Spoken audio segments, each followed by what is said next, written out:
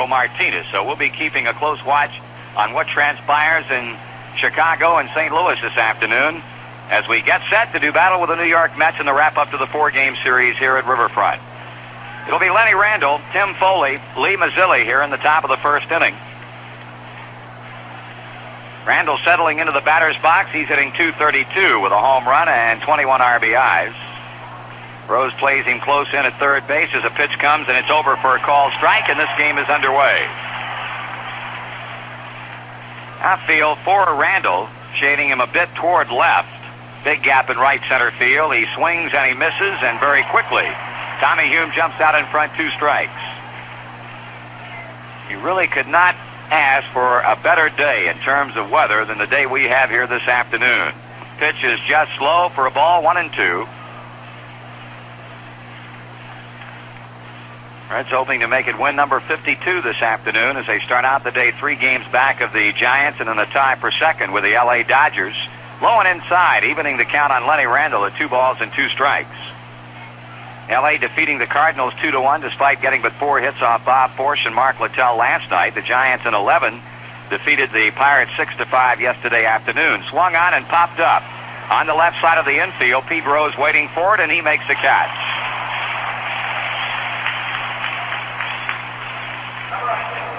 Randle gone on a pop-up to third. That'll bring up the shortstop Foley as we check out the Reds defensively. Dreesen at first, Morgan at second, Concepcion at short, and Rose at third. The outfield today has Foster in left, Kenny Henderson in center, and Ken Griffey in right. Johnny Bench behind the plate. Foley batting .233, 12 RBIs. In the series, he's had but 1 base hit and 13 times up. Hume sends in the first delivery, and it's low and away for a ball. Lee Mazzilli, the center fielder, on deck. As Hume sights Bench's sign and pitches, and Foley swings and fouls to John Smith. 1 ball and 1 strike. This is the final game of the year for New York in Cincinnati. The Reds still have to go to New York for 3 more games that will start a week from Monday. Swing and a miss. He got him chasing a bad pitch. Well, Foley falling behind at a ball, 2 strikes.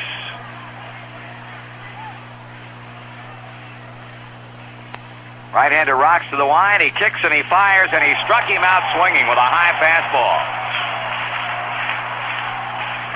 2 quickly out in the New York half of the first inning as Randle has popped up. Foley is struck out. And in now is the switch-hitting center fielder Mazzilli. Lee Wire, our plate umpire this afternoon, while at first base is Ed Montague, at second Harry Windelstadt, and at third Dutch Rennert.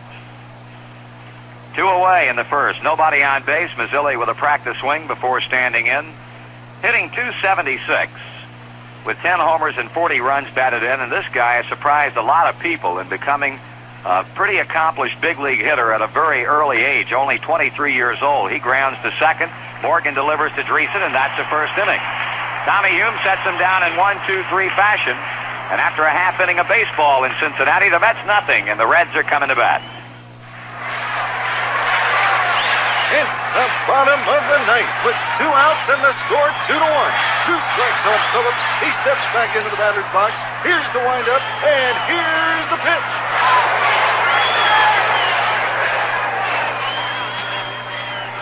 Plan right now. Call Newsash, the window experts, 267-8396. The winter of '78 won't be forgotten easily, and this coming winter is forecast as cruelly cold. Newsash, the original replacement window, features the tilt-in window for easy cleaning. Your Newsash windows will perfectly fit because they're custom-made to stop heat and cold air in its tracks.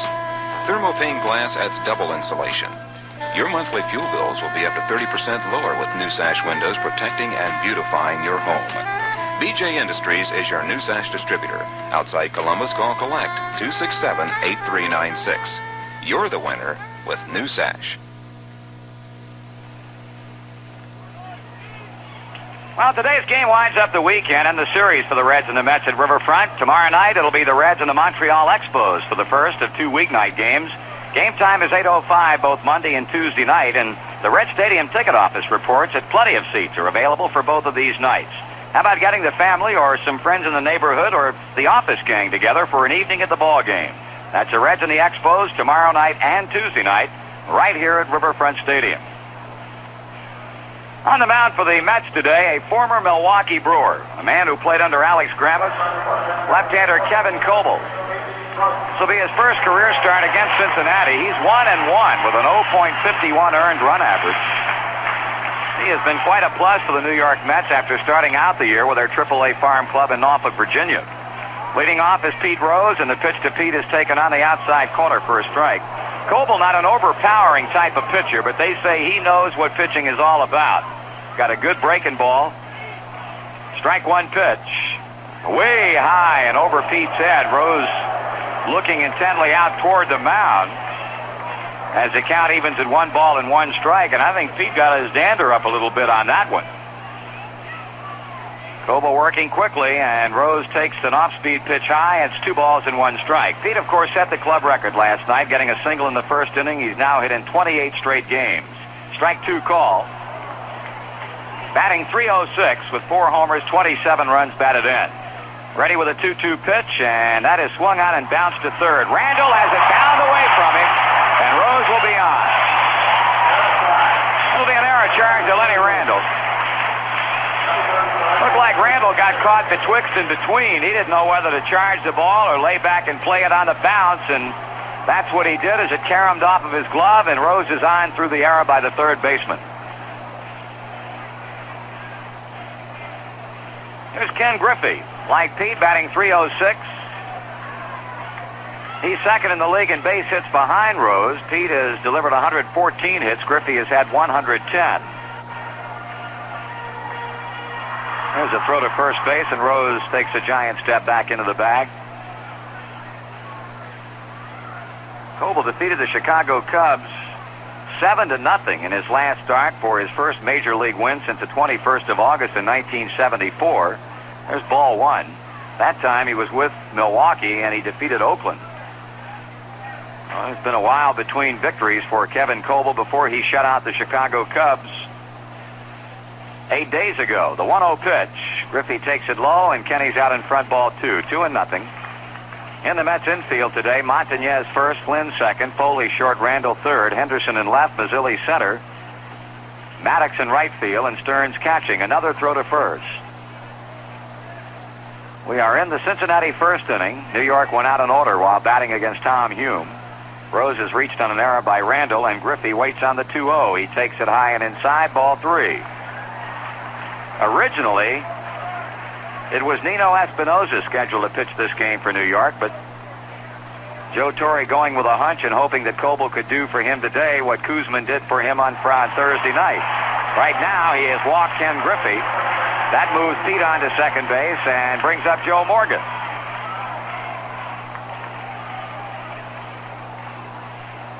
Joe up to the 260 mark and had a big bases-loaded single to knock in 2 runs last night in that 4-run Cincinnati 7th inning that brought the Reds from behind to the eventual 7-5 victory.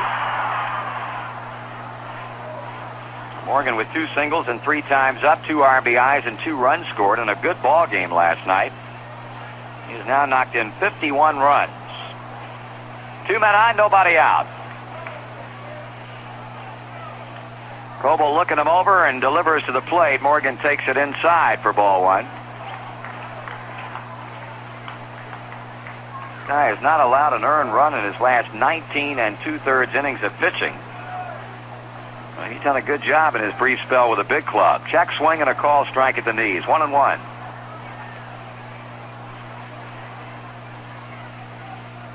Here in 13 games at Tidewater, had a record of 2 wins and a loss with a 2.52 ERA. He gets a breaking ball in for strike 2 call, and Coble is out in front of Joe Morgan at 1-2 with Foster on deck. Joe with a 5-game hitting streak. Rose leading at second, Griffey at first. Swung on, line drive over first, down the right field line, base hit. Rose will score, Griffey comes to third. Morgan heading towards second, and now they hold Griffey at third base as the Reds make it a 1-0 ball game on a double into the right field corner by Joe Morgan.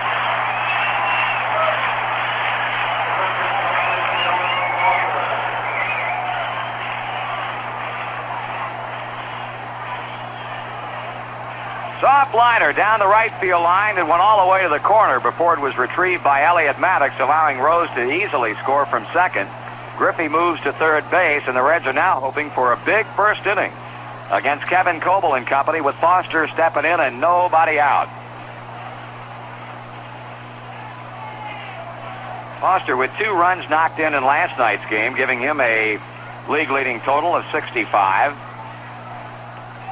Coble stretches and delivers. Foster checks his swing on a fastball up.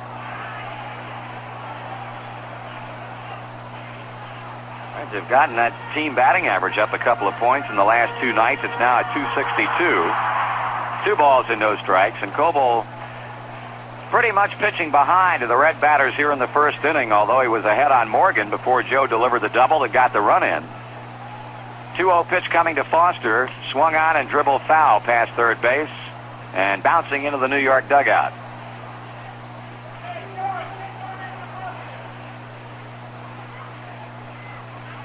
Two balls, 1 strike, a run in with runners at second and third and nobody out. Here's a pause in the pitch. Foster swings and pops it up on the infield. Out near second base, Doug Flynn calling, and he squeezes it for out number 1. Here's probably the hottest hitter in the Cincinnati lineup right now, and Johnny Bench, who's 6 for 9 in this series. Marty, to this point, the pitches that Coble has thrown, I would say that 99% of them have been breaking balls, sliders or curveballs. That was a slider to George. He threw all but 1 pitch to Rose, breaking pitches, and I think Joe Morgan might have hit a slider for the double along the right field line. Now they're going to intentionally walk Johnny Bench with first base open after getting the pop-up of Foster. So the Mets obviously respect the way Bench is swinging the bat right now, because they will not give him a chance. And as I'm sure you can tell in the background from the crowd reaction, an unpopular decision, but certainly a proper one by Joe Torre. That means that Davey Concepcion will be coming onto the plate with the bases loaded. Here's ball 3 to Bench. John hitting at 244.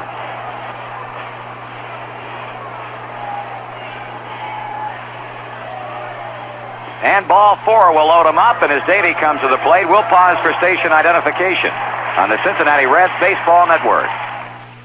Hi, this is Chuck Doherty. 10 till 2 middays on WLW Cincinnati. Interested in a new truck? Then visit your Greater Cincinnati and Northern Kentucky Ford dealers today and see the #1 selling Ford trucks, including a wide selection of vans. They're all available for immediate delivery. Kevin Coble now facing Dave Concepcion with the bases loaded. 1 away in the inning. The Reds have scored 1 time. Davey, a 286 batter.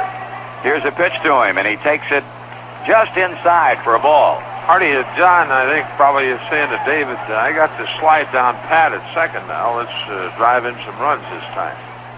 1-0 pitch. Swung on and a fly ball hit to right field. Racing toward the line, Maddox. He can't get it. Ball bounces out of the park and now bounces back in. That will be a ground rule double for Dave Concepcion, and 2 runs are in to make it 3-0.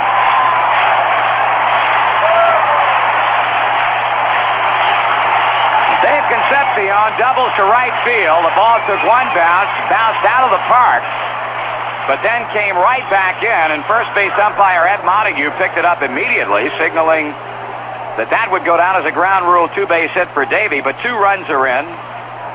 As both Griffey and Morgan score, Bench moves to third, and the Reds have scored 3 times in the first inning as Kenny Henderson steps in.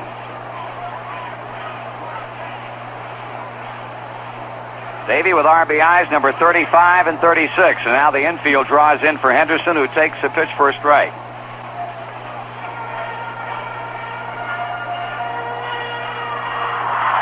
Henderson, the former Met, batting .205 with a home run and 4 RBIs.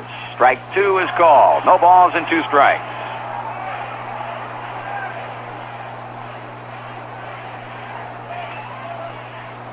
Checking the pitch. Low and outside for a ball. Couple of hits in the inning, couple of walks. An error on the part of Lenny Randall, and the Reds have struck for a trio and trying to get some more. 1-2 the count on Henderson. He swings and pops it in the air. That's got a chance. Mazzilli coming hard, and it drops for a base hit. In to score comes Bench.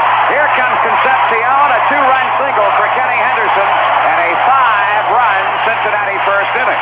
Larry, it's funny. We were just talking to Ray Shore down in the clubhouse, and he said, you know, in Ray's travels to other ballparks, he said, you know, it's one thing wrong with the last couple of days. He said, I look up and it seemed like every day the opposition puts the runs on the scoreboard first. So it's kind of ironic that here we are with 5 runs already in the first inning and 1 out. Well, this is exactly the thing that Sparky was talking earlier today about down in the clubhouse, and that is the fact that almost without exception, the Reds have had to scrap and claw night in and night out, close ball games, and he said, boy, if we could just have one game where we score a ton of runs in the first couple of innings and maybe be fortunate enough to coast into an easy win, it could really do a lot for this ball club mentally. Right now, 5 runs have crossed the plate. Rube Walker, the New York Mets pitching coach, has gone to the mound to talk with Coble, and he's now returned to the dugout. Here's Danny Dreesen.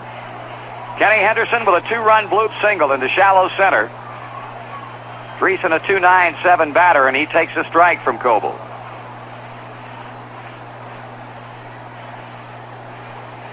Rose reached on the error. Griffey walked.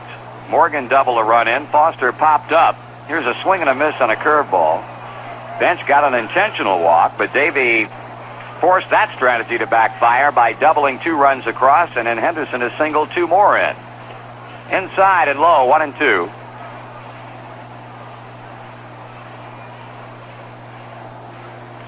Henderson at first base, the lone base runner. Dreesen strikes out swinging as Coble picks up his first of the afternoon, and with 2 away, pitcher Tommy Hume will step in as the Reds bat around in the opening inning.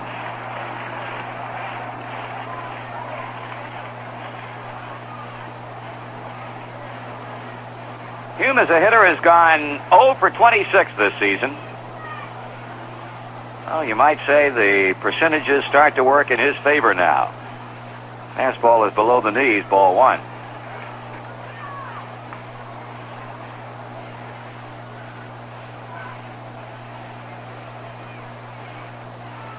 There's a throw to first base. Montañez off the bag, but Coble knew it full well when he let the ball go.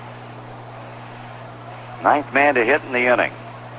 Swung on, fly ball, right center field. Mazzilli going back, and he makes the catch. He dropped the ball. He dropped the ball. Here comes Henderson to third. He's going to hold at third base as Mazzilli had it and then lost it. I'll tell you, it's a good thing Harry Wendelstedt was paying attention, because the first base umpire, Ed Montague, had already conceded the inning-ending out, and Wendelstedt was watching it all the way when Mazzilli coughed it up. Marty, according to the rules of the umpires, that is Wendelstedt's call, and there's no question about it. It looked like the ball hit right in the very end of Lee Mazzilli's glove and just popped out. And that was a good call, and here we go. 10th man coming to the plate. That's right. Pete Rose is back for the second time after reaching on the error by Lenny Randle to begin the inning. Henderson's now at third base. Rose swings and fouls it off first base and out of play.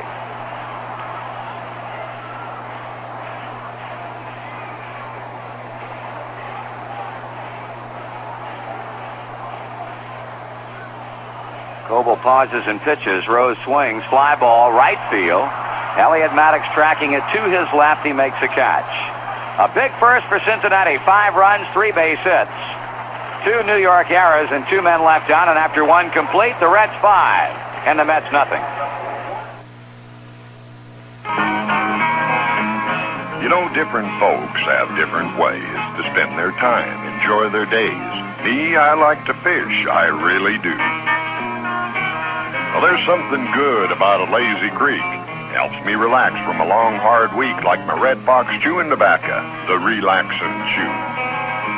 Well, it's soft and moist and mild for sure. The flavor's fresh. The taste is pure. Red Fox is best. I like it. Yes, I do.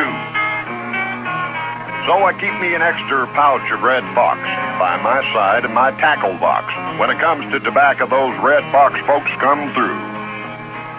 Why don't you try Red Fox? Look for it in the white pouch with a picture of Old Red taking it easy. Red Fox chewing tobacco. Now it's better than ever. So if you like to relax, and I'll bet you do, settle down with a Red Fox Chew, because, mister, taking it easy never tasted so good. Red Fox.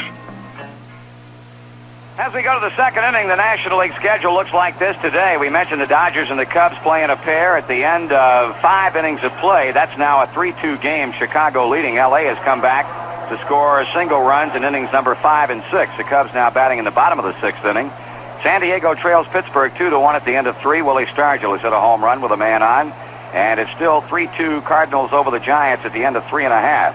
Houston plays at Montreal and Philadelphia at Atlanta. They will be single games. In the second, the middle third of the batting order for the New York Mets, Willie Montañez batting .269. The club leader in runs batted in with 54.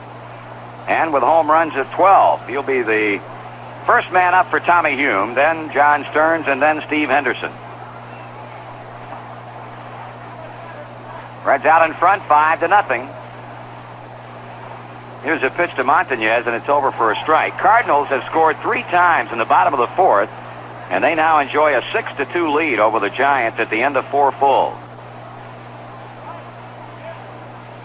No balls and a strike on the left-handed batting New York first baseman Montañez. He fouls it off the left side. Strike 2. Open things up against Montreal tomorrow night. Freddie Norman will be coming back to start against Dick Williams' club. And the Expos will counter with 12-game winner Ross Grimsley. Pitch bounces up there into the glove of bench for a ball. Tuesday night, it'll be Tom Seaver against either Hal Dews or Rudy May. And the Reds will be on the road, going to Philadelphia, Montreal, and New York. Check swing on the pitch just low and off the plate. The count evens to Montañez at 2 balls and 2 strikes.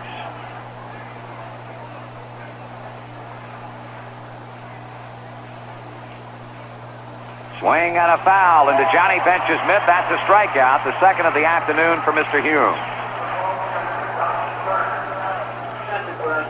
Before Randall's error in the first inning, he had signed 54 games without making an error.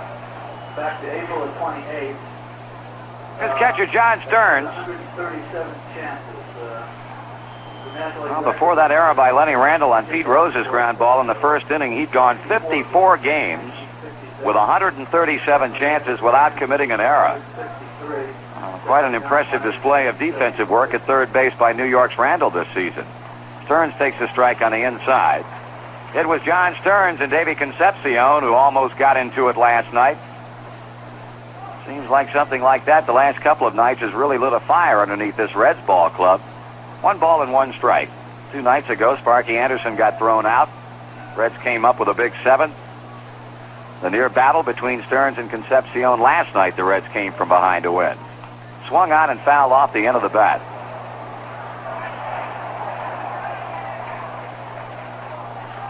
Hume with Stearns, 1 and 2.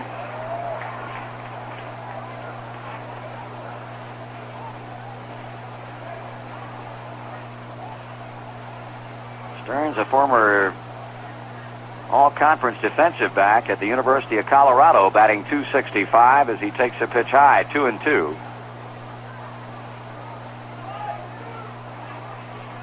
John originally in the Philadelphia Phillies organization, along with a brother, coming over to the Mets. This one fouled out of play, and since Jerry Grody left, and of course now resides in L.A. with the Dodgers, this guy has become their full-time catcher, and he has done a fine, fine job. Hume walking back behind a mound to rub up the baseball with a holding 2-ball, 2-strike count on Stearns, and Steve Henderson coming up next. Cincinnati 5, the Mets nothing. We're in the top of the second. 1 out, pitch. That's way high, and it goes off Bench's mitt and back to the screen.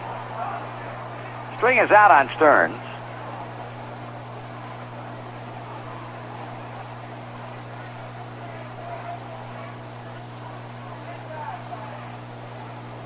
Bench hanging a sign, and the 3-2 pitch. Foul away again. Reds win this game today. They will have played the Mets a total of 9 games and will have beaten them 6 times, with 3 more still coming up in New York. Swing and a miss. Struck him out. Reds baseball comes your way all season long on WCNB in Connersville, Indiana, WCTT in Corbin, Kentucky, WSWV in Pennington Gap, Virginia, WPAR in Parkersburg, West Virginia, and WCOR in Lebanon, Tennessee. 2 gone on back-to-back strikeouts of Montañez and Stearns, and here's left fielder Steve Henderson.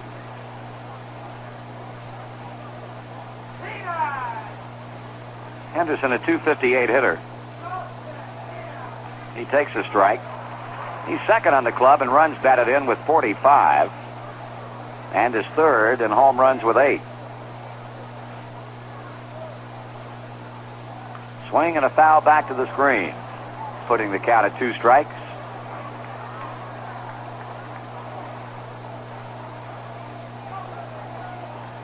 Reds playing game number 90 of the 162 regular season schedule this afternoon. Record of 51-38. Low and outside. 1 ball, 2 strikes.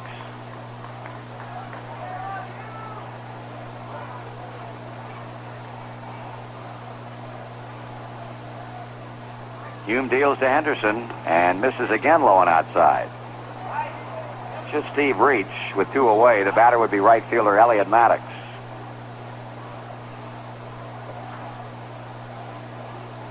Denny Summers, the New York first base coach, over at third. Dal Maxwell. 2-2 the count and the pitch. Here's a high fly ball hit along the right field line, but heading toward the seats and out of play, a foul ball.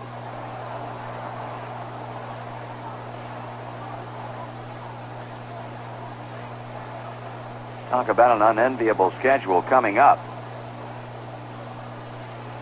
New York Mets are going to be playing 3 doubleheaders in the next 4 days. Play a twin bill tomorrow in Atlanta, and then we'll be playing doubleheaders Wednesday and Thursday against Houston.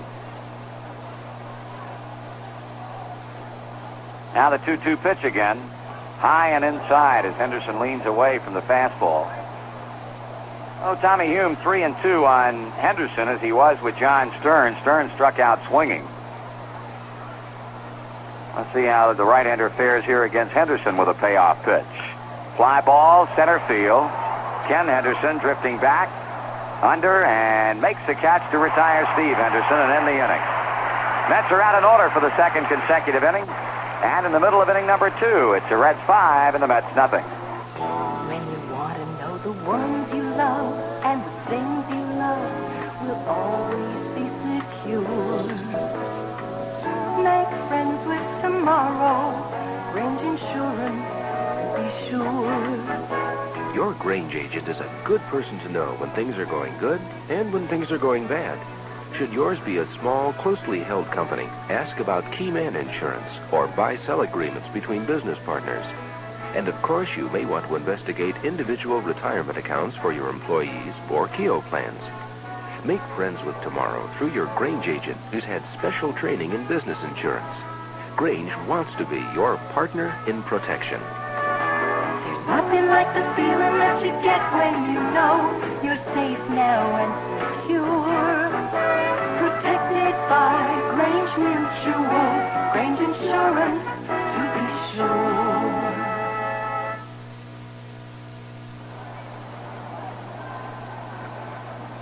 Do you know a big Cincinnati Reds fan who lives in another part of the country? Well, how about helping him stay in touch with his favorite team? Stop by the Reds 580 gift shop and pick up some souvenirs to send to him. How about a Reds yearbook or a copy of Sparky Anderson's new book, The Maine Spark? You'll find other great gift items, too, like Reds glassware, Reds charms, authentic baseball caps just like the players wear, and lots more. Stop by soon or call or write the Reds office for a handy 580 mail order form. Here in the second, Ken Griffey will lead it off. He walked and scored one of the 5 Cincinnati runs in the opening frame. Kevin Coble able to last through that 5-run onslaught. He works to Griffey low and inside a ball. Reds sent 10 batters up. 2-run double by Concepcion, 2-run single by Henderson, the big blows. Strike is called, 1-1.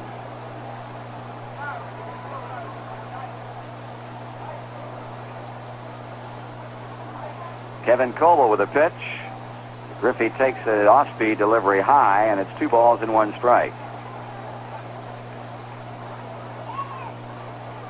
Swung on and line to the shortstop, Tim Foley. Kenny hit that ball right on the button. No problem for Foley at short for the first out. Joe Morgan doubled to right field and knocked in a run in the first inning, and also later came in to score himself. Kevin Coble, 24 years old, from Buffalo, New York, 6'1", 190-pounder. He was purchased from Milwaukee last December. Last year pitched at Spokane in the Pacific Coast League, where he won 12 and lost 6. He misses over the plate, but below the knees for ball 1 to Joe. Swung on and fouled off. Started his pro career in 1971 in Newark. Was with the Milwaukee club for 2 games in 73, for a full season in 1974 when he won 6 and lost 14. Ground ball by Montañez. Morgan is 2 for 2 as he singles to right.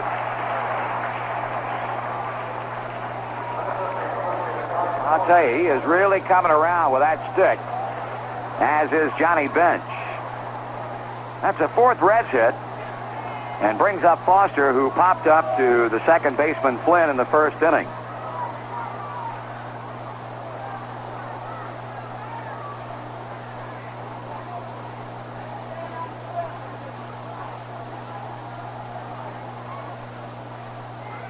George 9 for 33 against Mets pitching this season, and has hit a couple of home runs against them. He swings and pops it up off third base. Maybe a play near the Mets dugout for Randall. He is there, and he has it as he falls down and making the catch. Lenny Randall went flat on his back and trying to pick that ball out of a high sky, and was able to play it and retire Foster for out number 2 in the inning.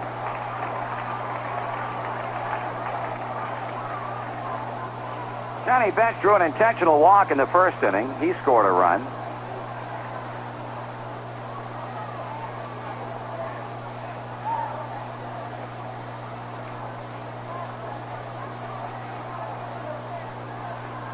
Coble trying to have a relatively easy second inning after a very rough first.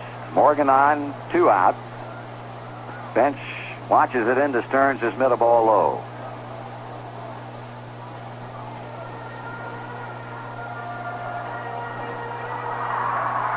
There's a throw to first base. With the 3 consecutive 2-hit games that Johnny's had against New York pitching in this series, he's raised his batting average some 20 points.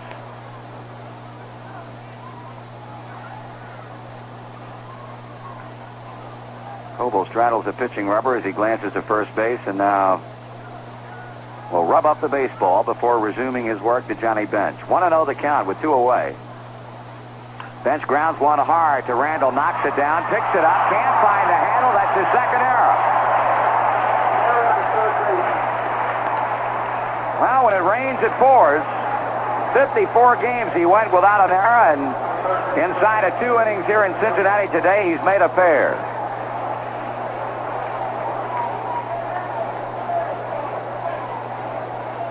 That's a 3rd New York error in the game and keeps things going for Dave Concepcion. Stop by the Reds ticket agency nearest you and purchase your tickets in advance in Granville, Ohio at Acoustics Unlimited. In Piqua, Ohio at Jack's Drugs, in Wilmington at the Athletic House, and in Bloomington, Indiana at Southern Sporting Goods. A hit and an error put 2 men on base with 2 men out. Davey looks at it high, ball 1. He doubled a pair across in the first inning with the bases loaded.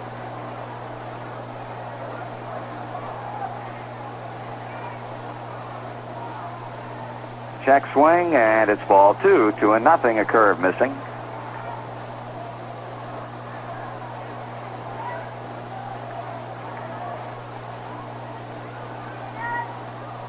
Davey leveling the bat and now waiting.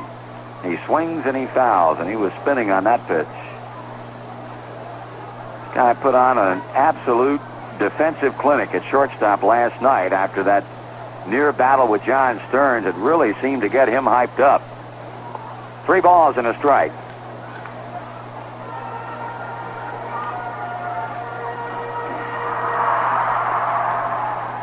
Reds with a 5-0 lead and trying to get some more with 2 out and 2 on in the second.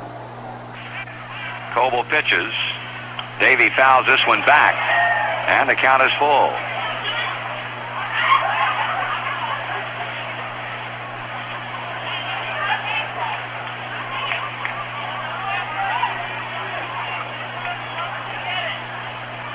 Runners will be on the move with a 3-2 pitch to the plate. And here it is. Swung on and grounded into left field. Diving stop, however, by Foley. And he saved a run with a diving stop out in shallow left field. Nice play by Tim Foley, but a base hit for David to load him up.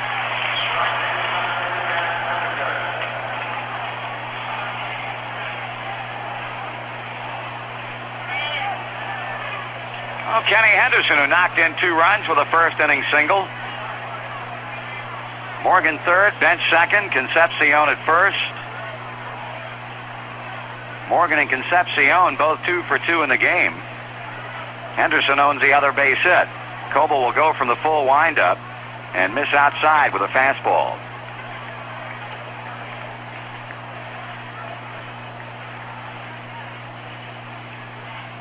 Swung on and foul. Back of first base, and it'll be into the seats. Montañez watches it ride out of here. 1 ball, 1 strike.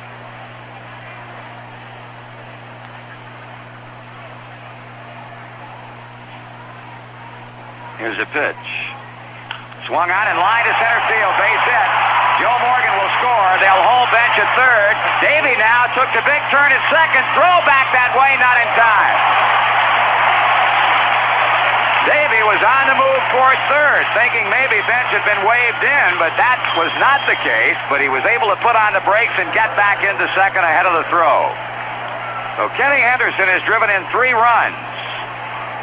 2 runs in the first, a bases loaded single here in the second, making it 6-0. Danny Dreesen, as the bases remain loaded.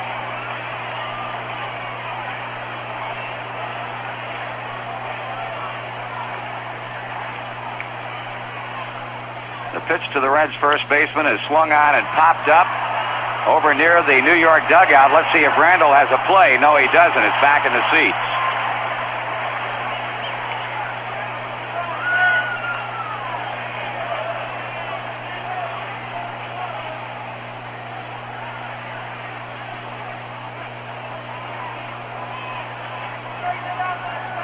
Coble waiting for Tim Foley to get back to his shortstop position. Runners at every base, a 1-strike count on Dreesen, and the pitch is inside. 1-1.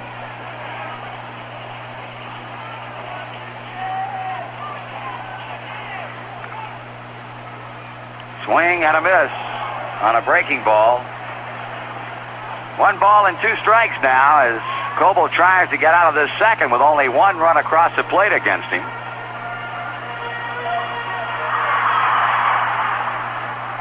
Danny bounces one slowly, first base side of the mound. Coble fields and throws to Montañez to end the inning. But Cincinnati gets 1 more run on 3 hits, 1 error, and 3 men left on. And after 2, it's the Reds over the Mets, 6-0.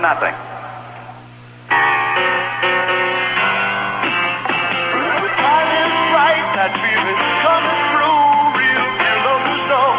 Only 1 beer will do. Stroll for the real deal lovers. Stroll, take back no other. Stroll for the real beer lovers. Everyone knows it's the real lovers beer. Family fruit for over 200 years. Real beer lovers say they go out of their way.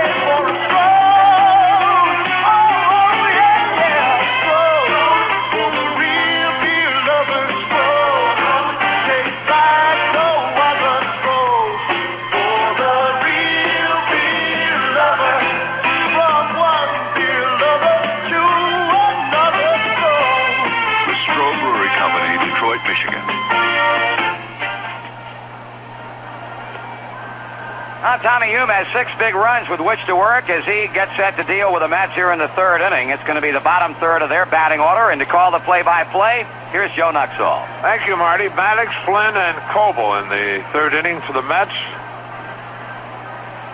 Maddox hitting .289 with a couple of home runs and 21 RBIs. Reds with 5 big ones in the first, picked up another in the second, and lead it 6-0.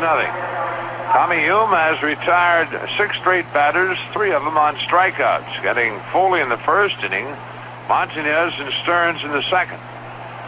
So Hume looking for his 4th win of the year. Right now, we'll pause for station identification. This is the Cincinnati Reds Baseball Network.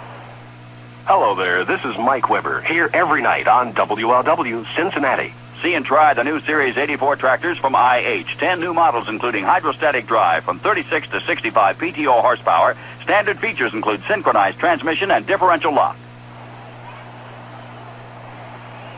All right, Elliot Maddox steps in to lead it off for the Mets here in the 3rd inning. Reds leading 6-0.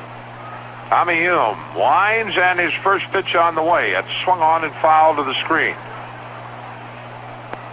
Hume 3-9 on the year, looking for his 4th win, his 2nd straight, in his 16th start. Tommy making his 3rd start against New York. Hume the 0-1. Swab taken high and inside. Count evens a ball, a strike. Doug Flynn on deck, and then it'll be pitcher Kevin Coble.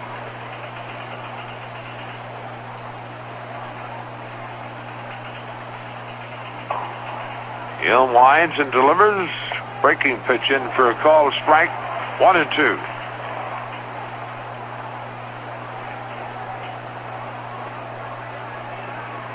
Maddox not particularly happy with plate umpire Lee Wire's call. Hume the 1-2. Swung on, fly ball into left center field. Henderson moving over, and Ken there waiting on it, and he has it 1 out. Pretty good wind blowing up over the stadium here this afternoon, and in some instances blowing the baseball around. 1 out, and Doug Flynn steps in. Doug hitting .244 with 19 RBIs.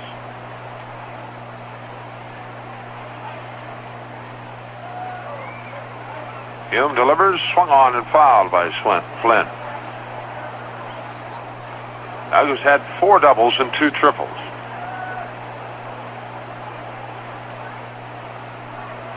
Tommy has his sign. Here's the 0-1. That's a breaking ball that bounces 6 feet in front of the plate. Lee Wire inspects it and gives it back to Hume. Out, a ball, a strike to Flynn.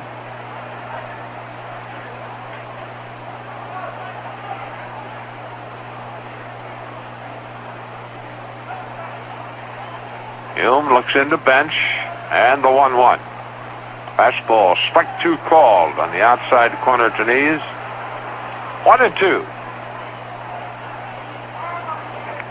Montreal moves in tomorrow night. Ross Grimsley will be on the mound for the Expos. 1-2 delivery. Swung on. That's popped foul out of play to the right. And Freddie Norman coming back tomorrow night after his start against the Mets Friday night. The pitch, check swing, foul on an off-speed pitch. Now holding it a ball, 2 strikes.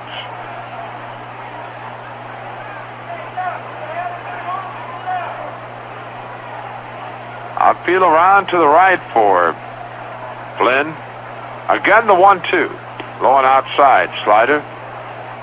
Count evens at 2 balls, 2 strikes.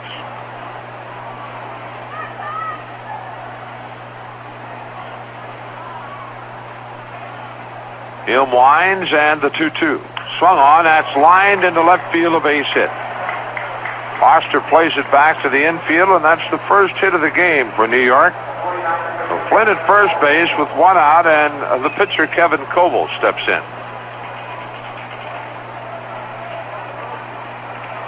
Doug Flynn has now hit safely in 10 of the last 11 games the Mets have played. Of course, Doug, the only New York Met that has been in every game this year, this being their 90th. Coble squares the bunt and takes low and outside a ball. Now Maxwell flashing a sign down at third base. Coble back in, a right-handed batter. Hume sets and delivers, and that's ball 2 low and outside. Pete Rose and Dan Dreesen charging the lines. Lenny Randall, the on-deck batter, being their 90th. Coble squares to bunt and takes low and outside a ball. Now Maxwell flashing a sign down at third base. Coble back and a right-handed batter. Hume sets and delivers, and that's ball 2, low and outside. Pete Rose and Dan Dreesen charging the lines. Lenny Randall, the on-deck batter.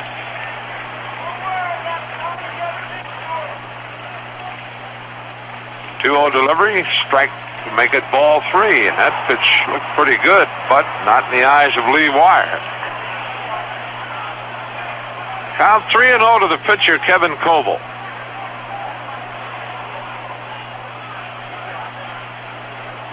The pitch.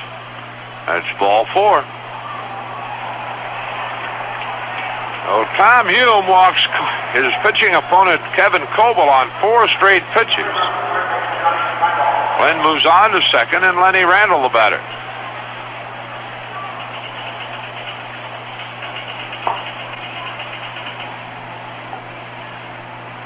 Randall in the first inning, leading off the game, popped out to Pete Rose at third base.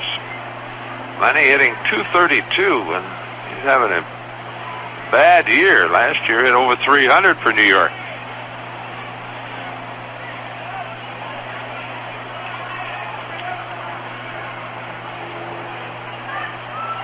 The stretch by Hume in the pitch. A fastball in for a called strike.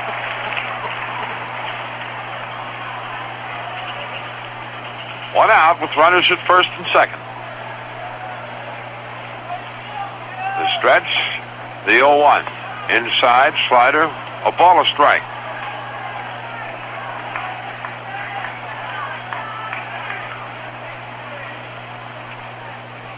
Hume to the belt. His 1-1 delivery. That's ball 2. All of a sudden, Tom having a bit of a control problem, walking Coble on 4 straight pitches, and right now, 2 balls to strike with Lenny Randall. The pitch swung on, fouled out of play down the left side, back into the seats. Count evens at 2 balls, 2 strikes.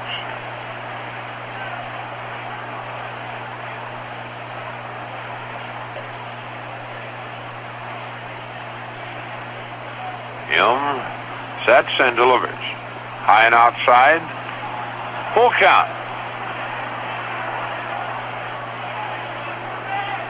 Tim Foley up next.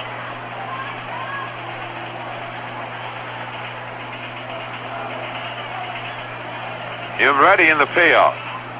Swung on, and that's popped into center field. Henderson coming on, and he has it 2 away.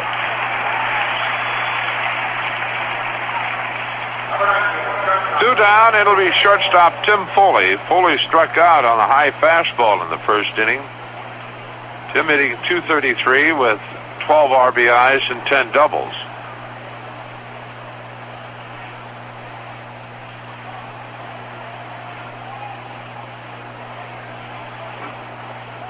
Well, you think about the Western Division race, the Giants, the Reds, and the Dodgers, but it's wishful thinking, I guess, but should they lose 2 and we win,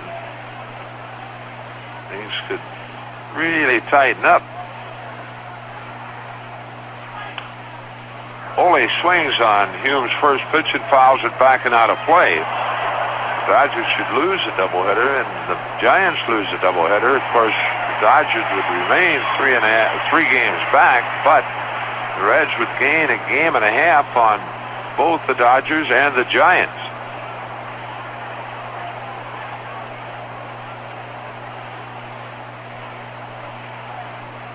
On 1 to count. Flynn at second, Coble at first with 2 away. Reds leading 6-0. Hume delivers and swung on and missed by Tim Foley, and quickly Tommy in front, 0-2.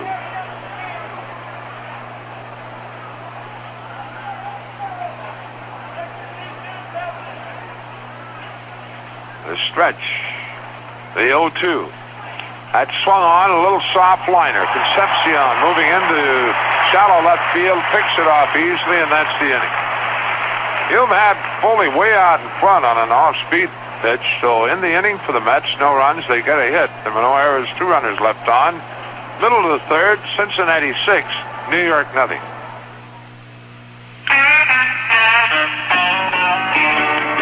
There's a big M sign round the corner, down the road and up the street. And there's a friend of mine round that corner, someone you all know and someone you'd be glad to meet.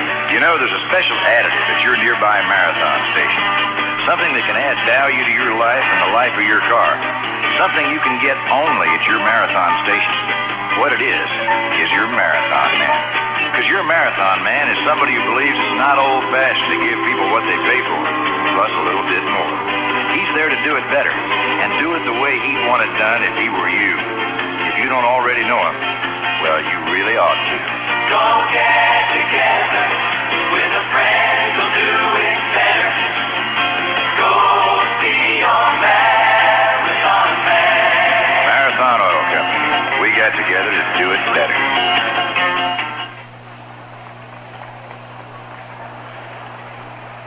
Reds leading 6-0 as they bat in the bottom half of the third inning. It'll be Tommy Hume to lead it off, and then Pete Rose and Ken Griffey. Hume in the first inning hit a fly ball to right center field. Lee Mazzilli getting there in plenty of time, but Lee having the ball pop out of his glove for an error. The Mets have committed 3 errors in the first 2 innings. 2 by Lenny Randle and the 1 by Lee Mazzilli.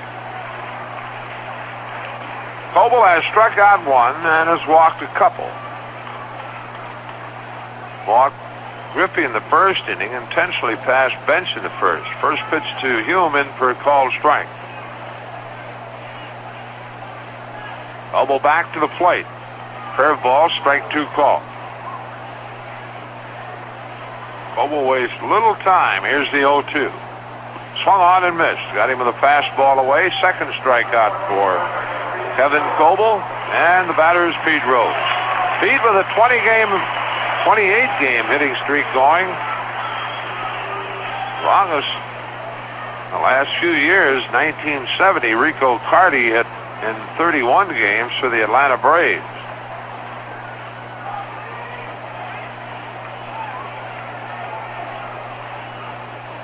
Coble into the wind and delivers. Rose takes it low and inside a ball. And the 1-0. That's on the inside corner, called strike, a breaking ball. 1-1.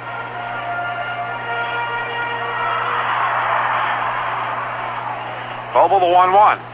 Pete looks at a fastball high and outside. 2 balls to strike. Ken Griffey on deck. 2-1 delivery. Swung on. That's bounced up the middle, but Foley has it near the bag at second, throwing to Montanez, and 2 away.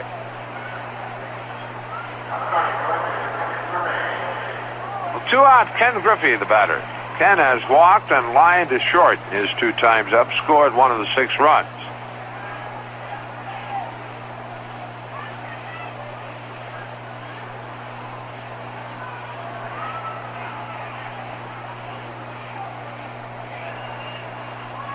Coble delivers and Griffey fouls.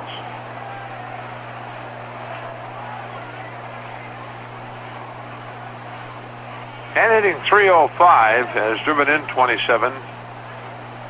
He takes high and inside from Coble, a fastball. 1-1.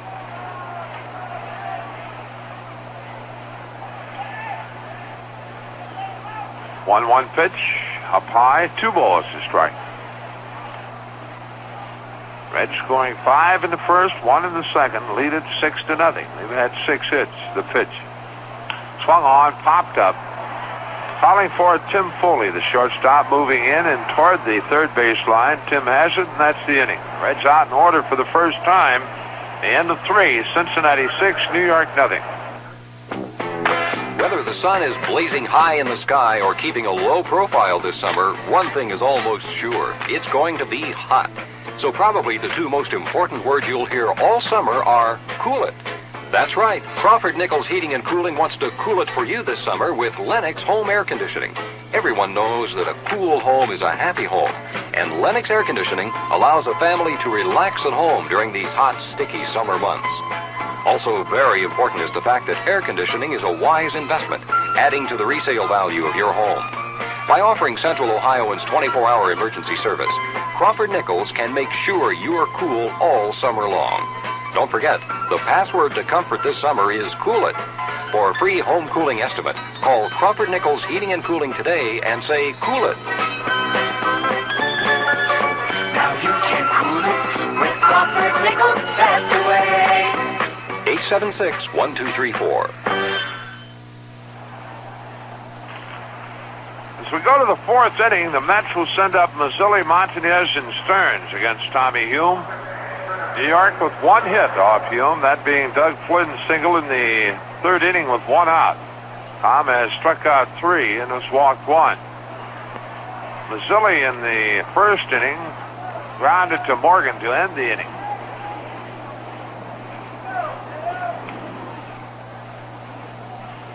Waiting on Mazzilli to step in. Lee with 10 home runs, 40 RBIs.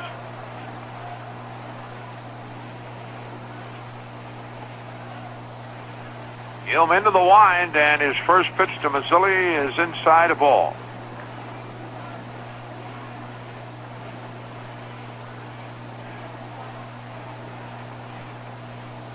Hume, the 1-0, swung on, ground ball. Morgan at second has it. On to Dreesen, 1 out.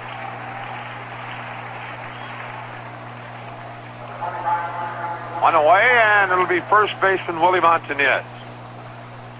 Montanez struck out in the second inning leading off. Willie hitting .269, 12 home runs, 54 RBIs.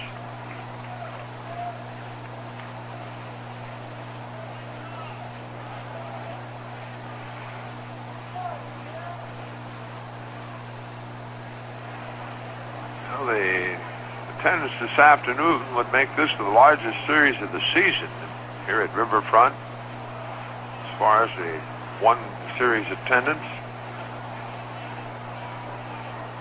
Hume, the pitch to Montanez outside a ball.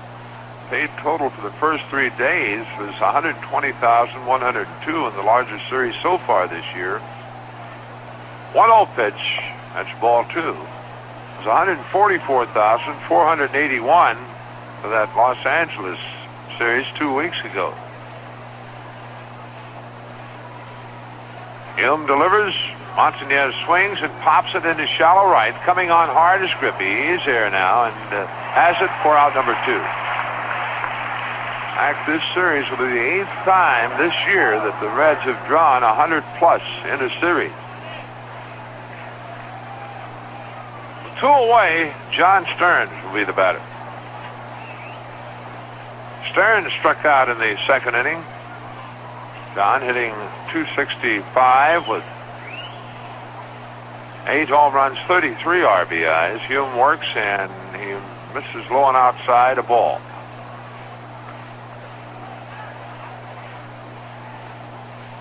A wide the pitch. Swung on, that's fouled straight back. Now it evens 1-1.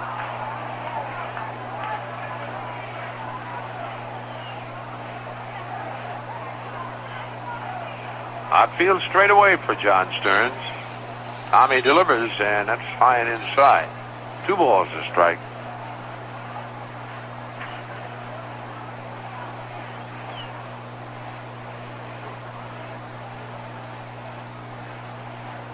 Bench hangs the sign. The 2-1. Swung on, popped into left. George Foster down with the glasses. Moving in, and he has it, and that's the inning. Mets out in order for the 3rd time in the game. Nothing across, and at the middle of the 4th, Cincinnati 6, New York nothing. The time is right, that feeling's coming through.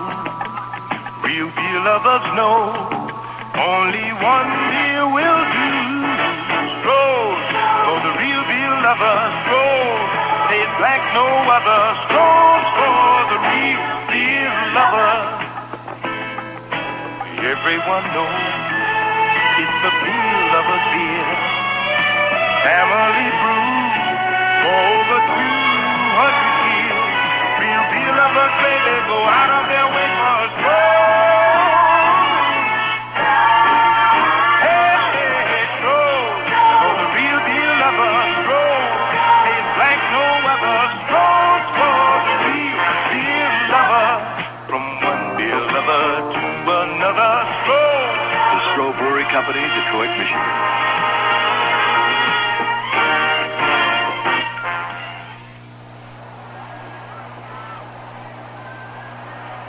Reds leading 6-0 as they bat in the bottom half of the fourth inning. Be Joe Morgan, George Foster, and Johnny Bench. Joe 2 for 2 has driven in a run and has scored 2. Morgan with the 2 hits has raised his batting average to 264.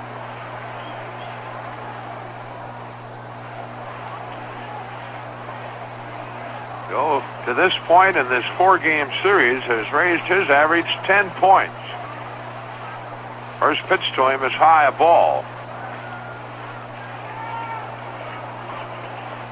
Coble back to the plate. Morgan swings and hits it well to right field, and that could be, but it's not going to be. And Maddox there waiting.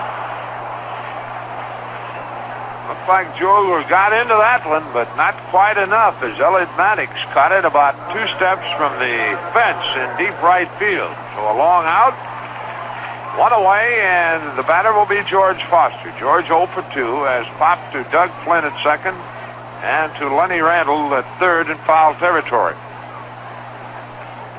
George, 18 home runs, 65 RBIs, and a .299 batting average. First pitch to him, swung on and hit into right field deep. Randall's going, or Maddox going over, but that ball is out of here. An absolute line drive, and Foster has hit number 19. Both Mazzilli and Maddox were trying to play the ball off the wall, but it just got over for number 19 for Foster, and the Reds lead it 7-0.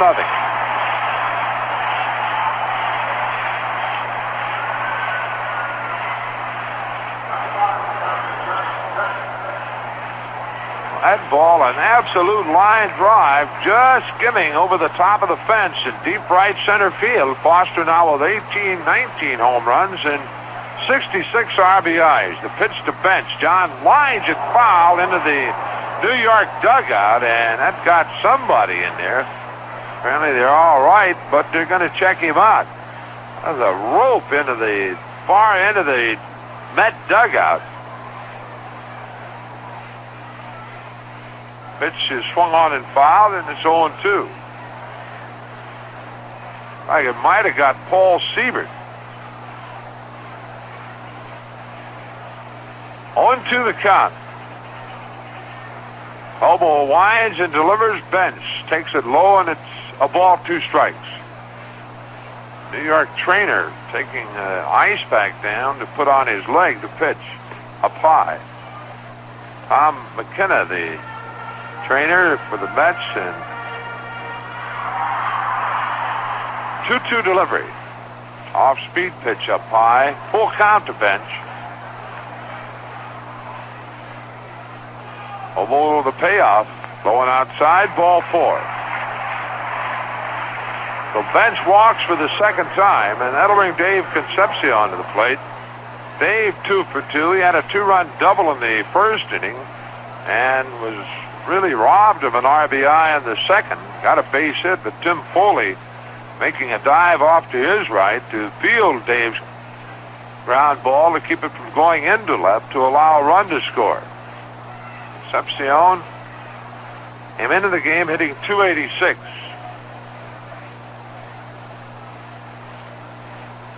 Coble delivers. David takes inside a slider.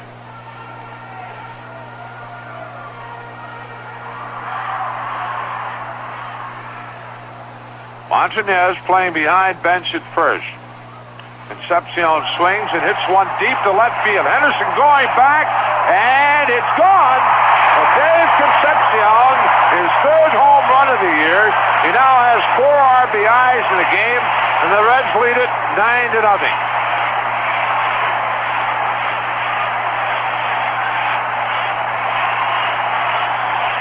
Dave Concepcion really turning it on here this afternoon. He is now, that's Dave's first home run since May the 7th.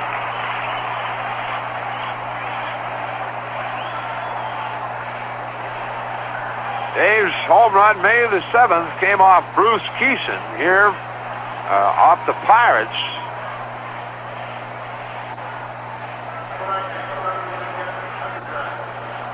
Davey is second off New York pitching. His other came off of Jerry Koosman in New York. So the Reds leading at 9-0, and here's Ken Henderson. He has driven in 3 runs with 2 base hits.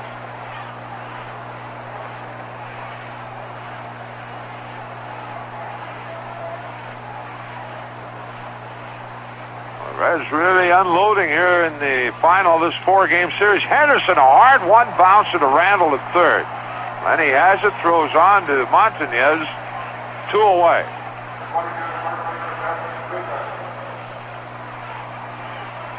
Two out, Danny Dreesen, the batter.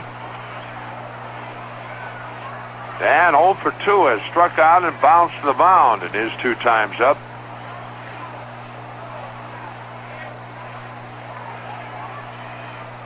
Noble delivers. Dreesen swings and misses a breaking ball.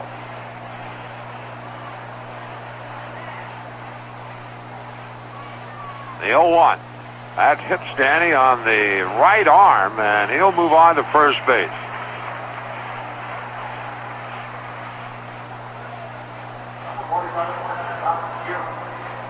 Dan Dreesen hit by the pitch. He's at first, and Tommy Hume, the batter. Tom looking for his first hit of the year. 0 for 2, although he did reach in the first inning on an error by Lee Mazzilli on his fly ball in right center. Now Larry Starr, the Reds trainer, going out to check out Danny Dreesen's right elbow. And he'll put some of that magic stuff on it. Better known as carbon, ethyl chloride. I was going to say carbon tetrachloride. That won't work.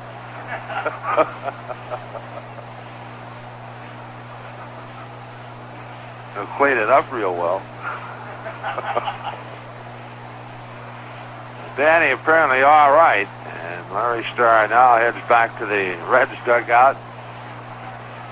The Reds have scored 3 times here in the inning on Foster's solo homer and Dave Concepcion's 2-run homer coming after a walk the bench.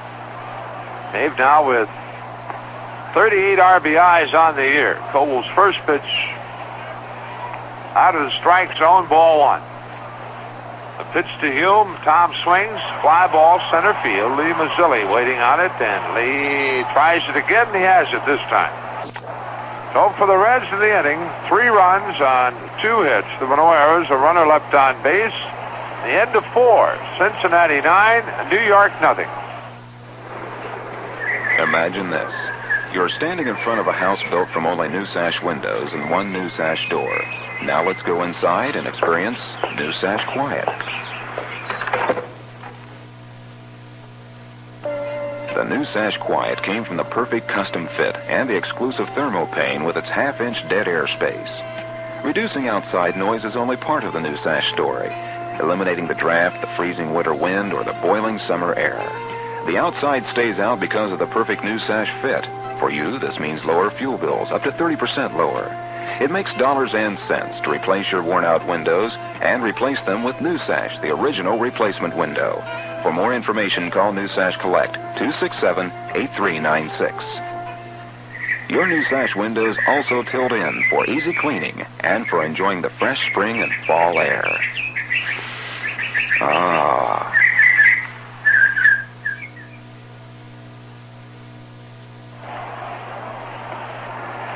Well, after 4 innings, the total show the Mets no runs, a hit, 3 errors. The Reds 9 runs, 8 hits, no errors. For New York, it'll be Steve Henderson to lead it off in the 5th, and back to bring you the action, Marty Brenneman. Thank you, Joe. Sparky Anderson's made some changes. Vic Carell now moves in behind the plate to catch, and Johnny Bench goes to first base. Danny Dreesen out of the game. Dwight Bernard, a right-hander, loosening up in the New York Mets bullpen. It'll be Henderson, Maddox, and Flynn here in the 5th. Tommy Hume is giving the Mets only 1 hit. That's a single by Doug Flynn in the 3rd. So Tommy rolling along with his 9-0 lead. With the changes that Sparky Anderson has made here in the 5th, probably could anticipate some more. Junior Kennedy was loosening up briefly down in the bullpen with Vic Carell. Henderson fly to center, his first trip into the 2nd. Pitch to him is low and outside for a ball. Game 1 of that San Francisco-St. Louis doubleheader is now in the bottom of the 8th inning, with the Cardinals continuing to lead at 8-4. 1-0 pitch. That's over the plate, but below the knees. 2 balls and no strikes.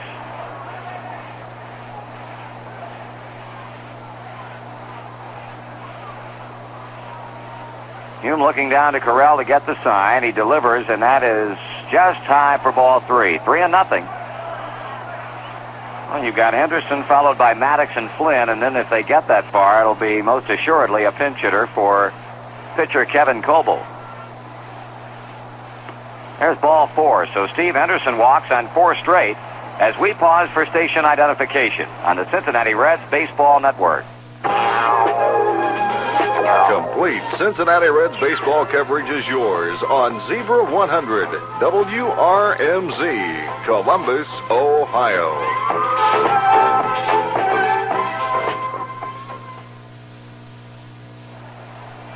Steve Henderson has walked to begin the New York 5th inning. In now is right fielder Elliot Maddox. Maddox flied out as a leadoff batter in the 3rd. Hume waiting on the mound for Maddox to settle in, and now as soon as he steps in, he quickly calls time and steps out again. Cincinnati infield playing a double play depth. Bench with a 9-run lead playing behind Henderson as Maddox takes a strike on the outside edge.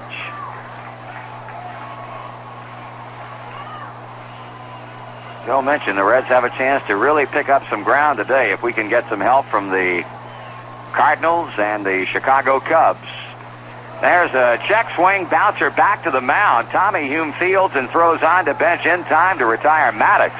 He was bailing out on an up and in pitch. When the ball made contact, hit off the plate, bounced out to Tommy. Maddox is out and Henderson moves on to second. Doug Flynn steps in.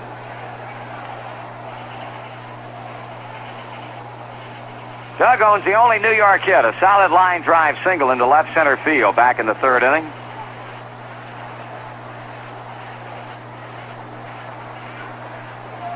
Check of Henderson at second. The pitch swung on, fly ball, right field. Griffey drifting back. Henderson goes to the bag to tag up. Catch is made. Runner moving on to 3rd on the 2nd out of the inning.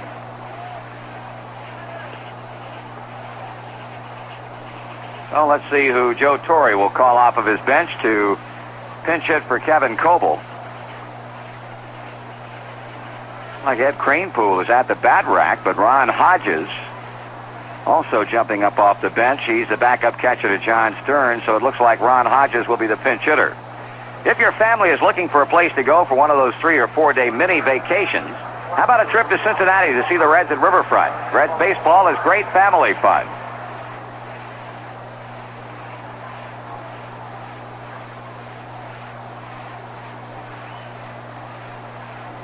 Ron Hodges will be the New York pinch hitter as he swings a bat in the on-deck circle. Mets have Henderson at 3rd base, 2 away in the inning, and with the lifting of Kevin Coble, it'll be Dwight Bernard on the mound in the bottom of the inning. 9 runs, 7 earned runs, 3 walks, 1 intentional, 1 strikeout, 1 hit back.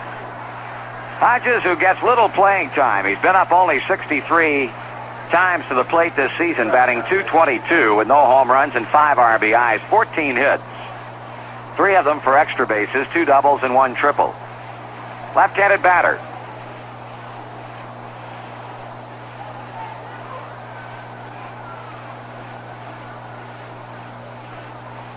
Now the pitch to the plate, and Hodges looks at a strike.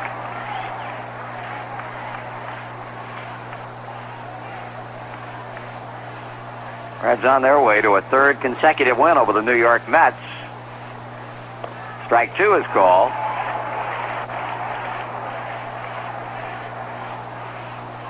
Tommy Hume quickly out ahead 0-2 as Hodges steps away from the plate.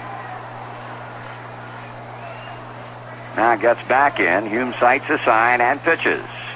And pops him up off third. Rose racing over near the Mets bullpen, trying to reach it, but he could not get to it. Little pop, falling right at the base of the wall down beyond the New York bullpen. Pete gave a good effort but could not get to it. Final score, first of 2 at Wrigley Field. Cubs have defeated the Dodgers 3-2. Krukow besting Roden. So we've gotten help from the Cubs. Giants are losing fairly big in St. Louis this afternoon, late in the first game of their doubleheader. Here's a ground ball base hit into left field, and the ball bobbled around by Foster. A run-scoring single by Ron Hodges, and the Mets have their first run in a 9-1 ball game now.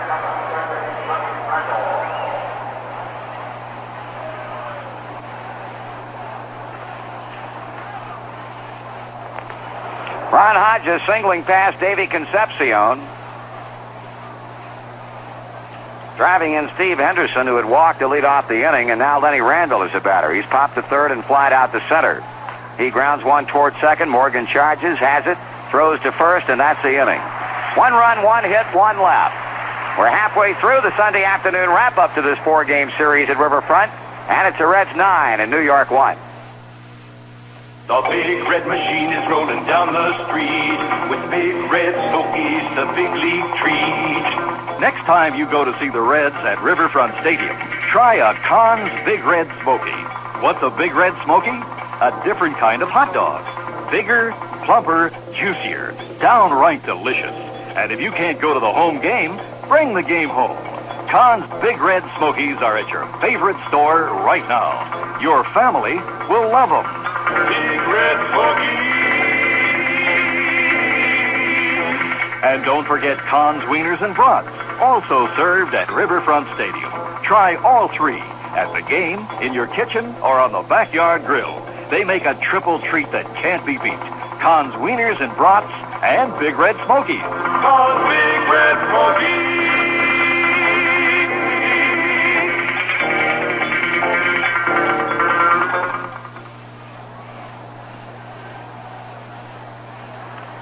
A lot of great baseball is coming up in the second half of the baseball season here at Riverfront, and right now is the time to make your plans to be on hand for all the action. Get a first-hand look at the red-hot race in the National League West. Check out the schedule and make your plans early. Then order your tickets in advance by mail. Box seats are $5, reserve seats $4. Make check payable as Cincinnati Reds, Box 1970 Cincinnati. Please enclose 50 cents with each order for postage and handling. New pitcher on the mound for the New York Mets is right-hander Dwight Bernard. And it looks like we've also got a new second baseman in Bobby Valentine. Montañez still at first, Foley at shortstop, Randall at third. And the outfield remains the same. Henderson left, Mazzilli center, Maddox in right. We'll see if Ron Hodges will remain in the game to do the New York catching. He was a pinch hitter and drove in the run for New York. Pitching line on Kevin Coble, 4 innings. He allows the Reds 8 hits and 9 runs, 7 of them earned. Struck out 2 and walked 3, 1 intentionally, and hit a batter. Bernard is pitching batting from the spot. Scoreboard stopper today, George Foster is bidding to lead the National League in RBIs for the 3rd consecutive year. Who was the last National League player to lead 3 years in a row? Pete Rose without a hit. And 3 times up, facing Bernard now as we go to the bottom of the 5th inning. The right-hander deals, and Rose swings and fouls it out of play to the left. In the first, Pete reached on an error by Randall. In the first inning also, the final man to bat, he flied to right. In the third, he bounced out to short. 1 ball, 1 strike. Pete trying to extend his hitting streak to 29 games in a row after setting the club record last night.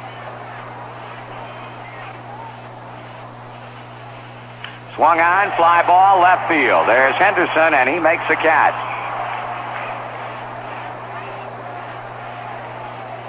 Pete lining out to the left fielder, Steve Henderson.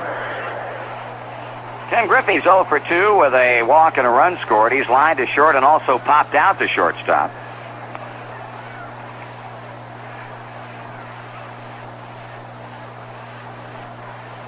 Dwight Bernard appearing in a game for the 3rd time in this 4-game series.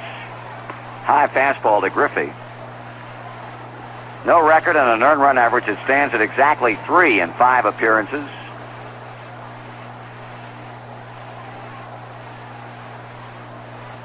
Swung on and fouled away. 1-1. Well, we'd like to send along our best wishes today to a good friend, Jack Reno, who's in Jewish Hospital. Jack, if you're listening, look forward to seeing you back at the stadium and listening to you on your all-night radio show on WLW Radio. Another foul back by Griffey, a ball and 2 strikes. When you listen to Reno late at night, you can find out what's going on with the Dodgers and the Giants and whoever else you might be interested in. Griffey behind, a ball and 2 strikes, and that fastball gets him out of there as Bernard comes low and in, 2-2.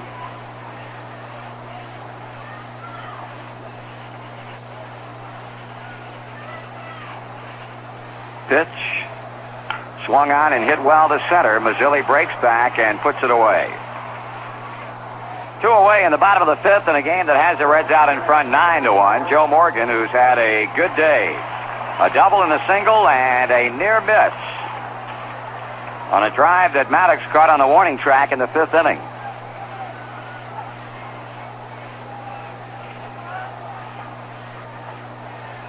Joe getting that batting average up, 265 it stands now and climbing. He pops it in the air. Near third base, Randall having trouble finding it. Foley comes over, but Randall staying with it makes the catch behind the bag in fair ground. The Reds are out in order. And at the end of 5 full innings of play, Cincinnati leads the New York Mets 9-1. Starting July 30th, the Red Rooters Club is sponsoring a fabulous 14-day tour to 3 Hawaiian islands and San Diego. In Honolulu, you'll take the fascinating Circle Island tour and visit historic Pearl Harbor. You'll also enjoy the magnificent Polynesian Cultural Center and attend a fabulous dinner show. Then it's on to Maui for 3 nights, where you'll enjoy the Lau Valley tour and a special beach steak fry. Next, it's Kauai with hotel accommodations for 3 nights, a tour of Waimea Canyon, and the Fern Grotto River Cruise. Your Hawaiian trip will be topped off with an Hawaiian barbecue. And your return will take you to San Diego for 2 games with our Reds and the Padres, with hotel accommodations for 3 nights, plus a sightseeing tour of Balboa Park and other points of interest, and a fabulous dinner at a famous restaurant. For complete details on this fantastic trip, call the Barney Rapp Agency at 513-381-7277. 381-7277. We at Stroh's hope you can make it. It'll be great, just like Stroh's beer. With Joe Nuxall, Marty Brenneman back at Riverfront as we move on to 6th inning play. Junior Kennedy's now replaced Joe Morgan at second base for the Reds. The scoreboard stumper answer, the last National Leaguer to lead the league in RBIs 3 straight years, accomplished that feat 40 years ago in 1936, 1937, and 1938. Former Cardinal star Joe Ducky Medwick.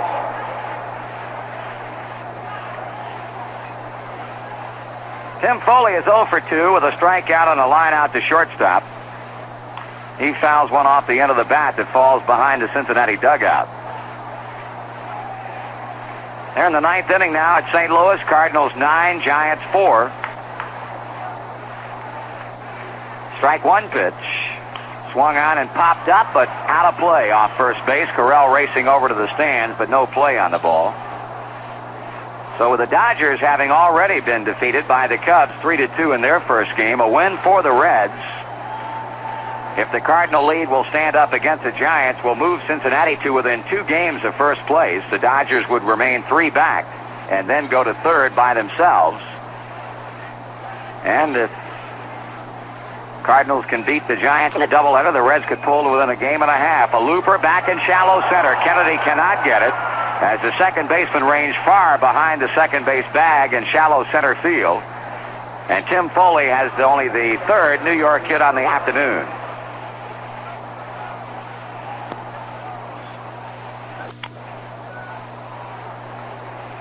Here's Lee Mazzilli. He's grounded out to second base twice in the game.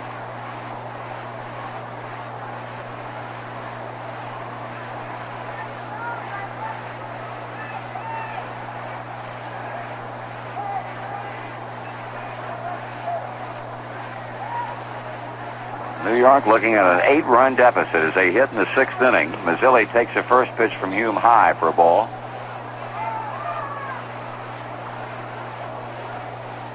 Beautiful score up to this point. Ball 2, 2-0. You might wonder why Joe Torre left Kevin Coble in as long as he did today, giving up 9 runs and 7 earned, but alluding to something we pointed out earlier this afternoon, the fact that the Mets in the next 4 days have 3 doubleheaders, tomorrow night in Atlanta, and then back-to-back twin bills with Houston on Wednesday and Thursday. Here's a high pop on the infield. Out behind second base, Kennedy calling for it, and backpedaling, he makes a catch. 1 away. We'll bring up the cleanup hitter, Willie Montañez, who has struck out and fly to right field. Well, with that big 5th annual Farmers Night here last night, attracting a standing room only crowd of 50,125, we've been provided a list of the prize winners. More than $25,000 in prizes were given away at the conclusion of the game. And, of course, some big prizes, most notably the Ford F-150 Explorer pickup truck, won by Mrs. Paulser from Van Wert, Ohio, and the International Harvester Model 754 gas-operated tractor, $10,000 value, or nearly at $10,000. Joan Cheney from South Charleston, Ohio. Here's a pitch now, Montañez, and he grounds one to short. Concepcion lets the ball get right underneath his glove, and it goes into center field. Davey called for a boot on a double play ball. It got underneath his glove and stayed underneath and going into center field.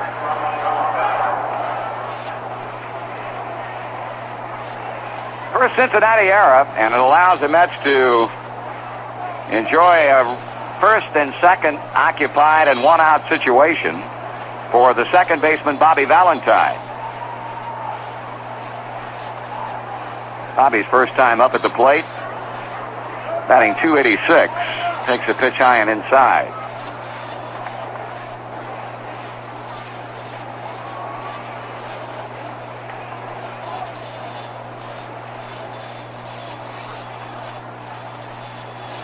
Up and in again, 2 balls and no strikes.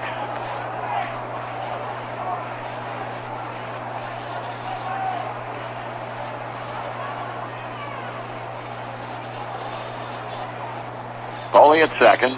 Montañez at first, 1 away in the inning.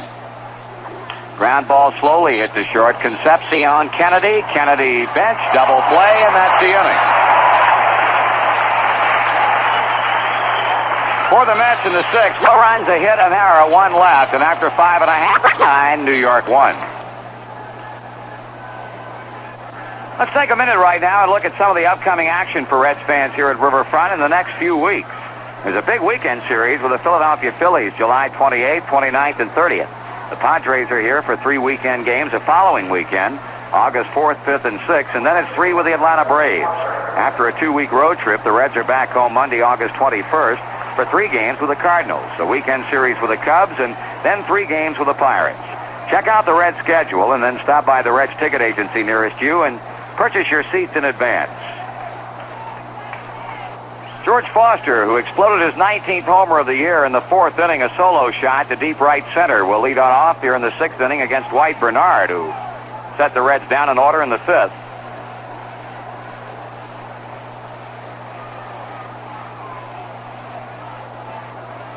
Here's a right-hander's first pitch, and Foster takes the strike away. That home run provided George with his 66th run batted into the season.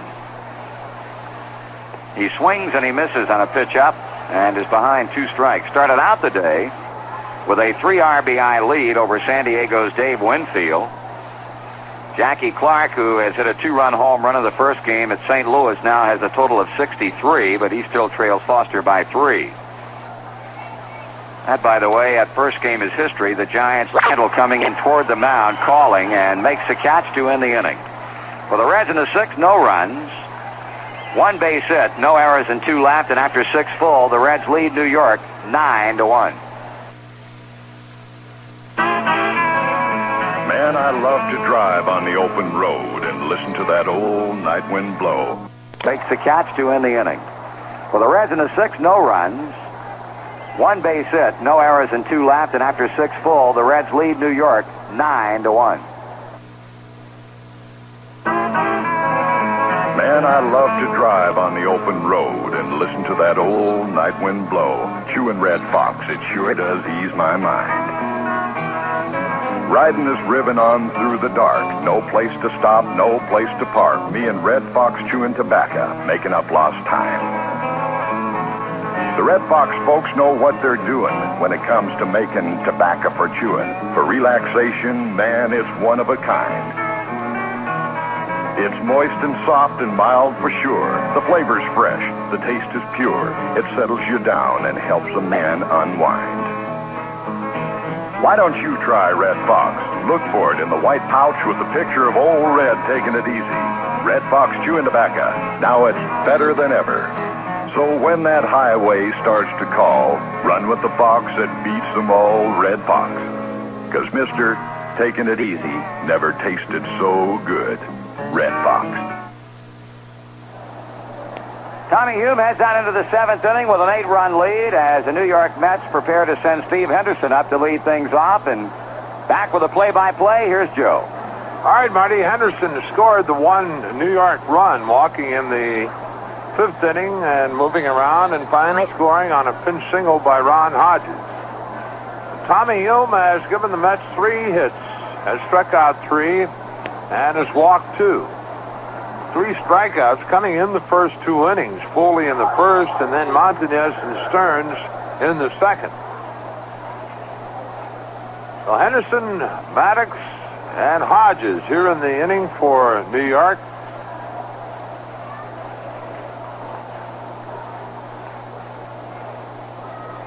Waiting on Henderson to step in. Steve 0 for 1 in the 2nd inning, his first time up in the game. A fly ball to Ken Henderson in center field.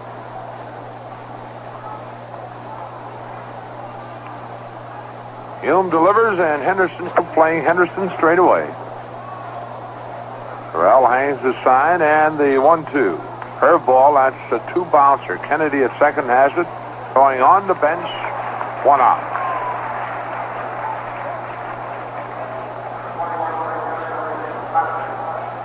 One away, and right fielder Elliot Maddox steps in. Maddox 0 for 2, a fly ball to Henderson in left center field, and has grounded to second. Paul Siebert throwing down in the New York bullpen. Pitcher hitting 8th in the New York lineup, Bruce Beauclair on deck to hit for Dwight Bernard. Apparently, I think Maddox's bat cracked, and he's going back to the New York dugout for another. Scores in the American League in the first of 2 at Boston after 5.5 innings. The Red Sox leading Minnesota 3-2. And the Yankees trailing Kansas City 3-1 after 6 at New York. Texas and Baltimore, the Orioles won. The Rangers nothing after 3. Milwaukee leading Chicago 3-0 after 2. The only games going in the American League at the present.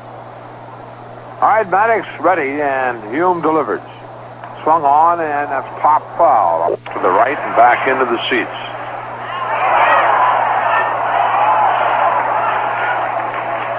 The Reds have out-hit the Mets 9-3. Lead 9-1.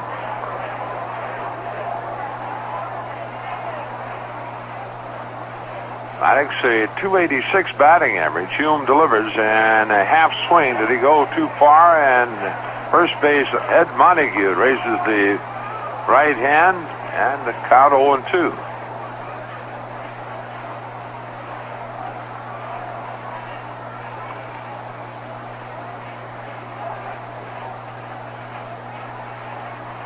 Hume winds the 0-2. Swung on, grounded to Concepcion at short. Davey up and on the bench.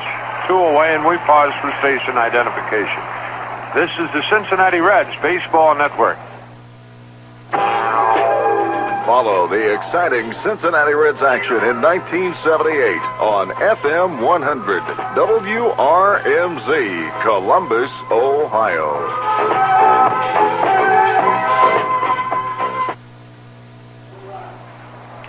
Pinch hitter for Dwight Bernard is Bruce Beauclair, a left-handed batter.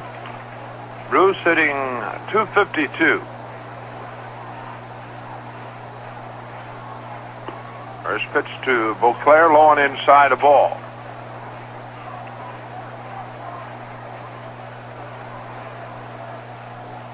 Hume winds, delivers, swung on and missed.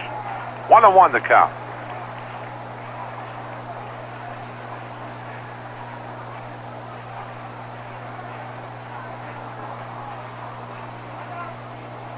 Ball a strike to Beauclair with 2 out here in the 7th. Hume delivers outside fastball. 2-1.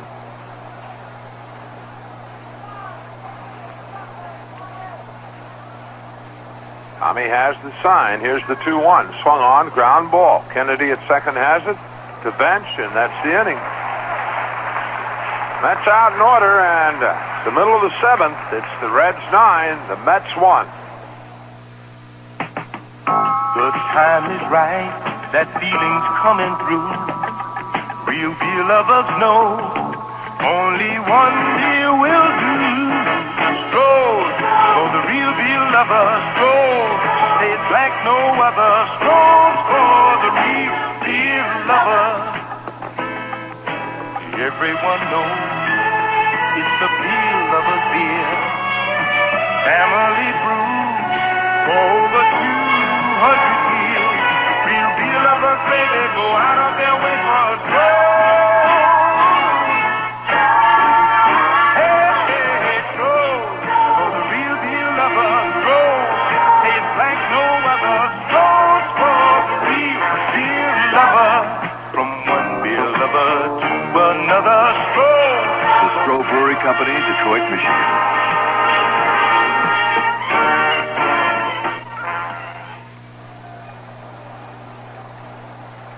Well, we have a couple of changes in the New York lineup.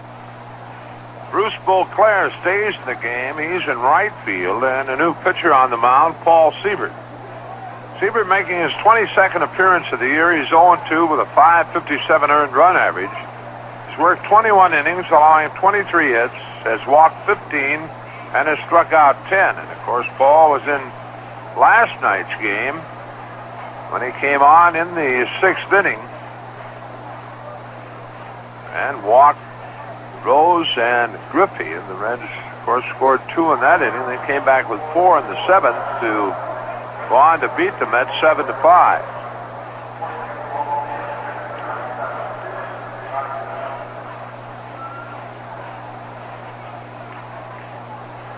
Siebert will be hitting in the 7th spot in the New York batting order, and of course Beauclair staying in the game, hitting in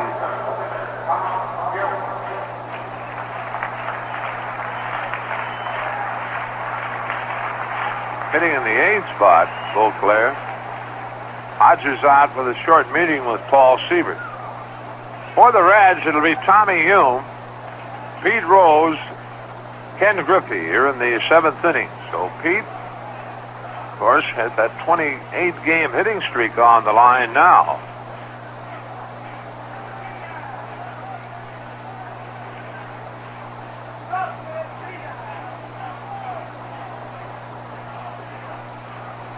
Siebert winds, and his first pitch to Tom Hume, a strike call.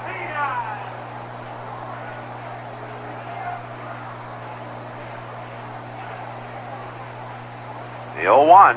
Hume takes it outside, 1-1. Tom has hit a fly ball to center and reached on the air by Mazzilli, struck out, and another fly ball to center, and he's 3 times up. Swing and a very high pop. Willie Montanez coming down the first base line, and right between the plate and the mound, he makes the catch. 1 down, and that'll bring Pete Rose to the plate. Pete 0 for 4 has reached on an error, a fly ball to right, has grounded to short, and a fly ball to left. It is 4 times up. Pete actually went to the plate twice in the first inning. The Reds sending up 10 batters. We need a base hit for Pete. Let's pull. Siebert delivers, and Rose swings and hits it to right field. Beauclair going back. He'll not get to it, and it's 29 straight. Well, Pete Rose, on what is sure to have been his last time up in this ball game, doubles to deep right field, and it's 29 straight for Pete.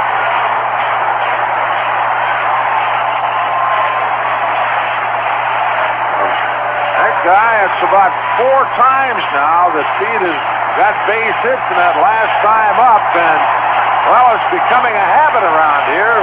Standing ovation for Pete Rose, but a very deserving individual, to say the least. So Pete has now hit in 29 straight. Dave Collins goes in to run for Pete at second base.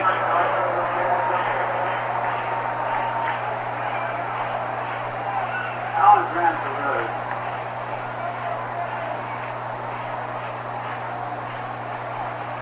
Dave Collins at second, running for Pete Rose. And the batter is Ken Griffey. That's 10 hits in the game for the Reds. Half of them for extra bases. Griffey takes inside, ball 1. Concepcion with 2 doubles and a home run. Morgan a double, Rose a double, and Foster a home run. The Reds leading at 9-1. Siebert to the pitch to Griffey, swung on, hit the center field. Drifting back Mazzilli, and he's there and makes the play for out number 2.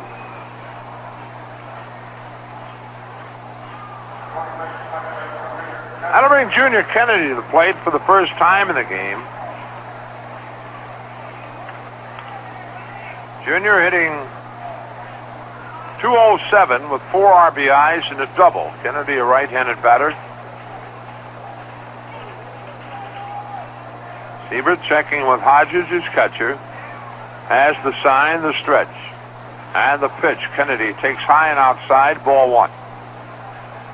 Collins down at second. Dave running for Pete Rose. Pete extending his hitting streak to 29 straight with a double at the base of the wall in deep right field over the head of Bruce Beauclair. 1-0 pitch. Swung on and fouled to the screen. Count evens 1-1.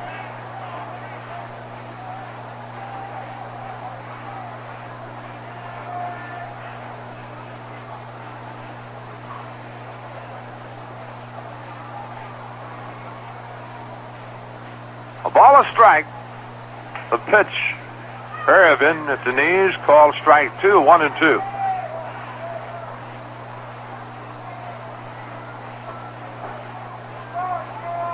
Collins leads at second. Siebert has the sign. The 1-2 to Junior Kennedy. Swung on and a fly ball to right.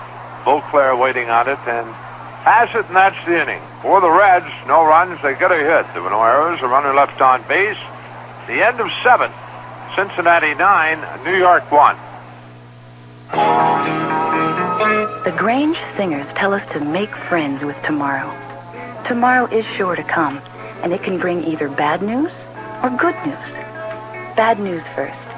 Unless we protect ourselves, we can be victimized by stormy weather, business reverses, failing health, or just bum breaks. We all get them sooner or later. Now here's the good news.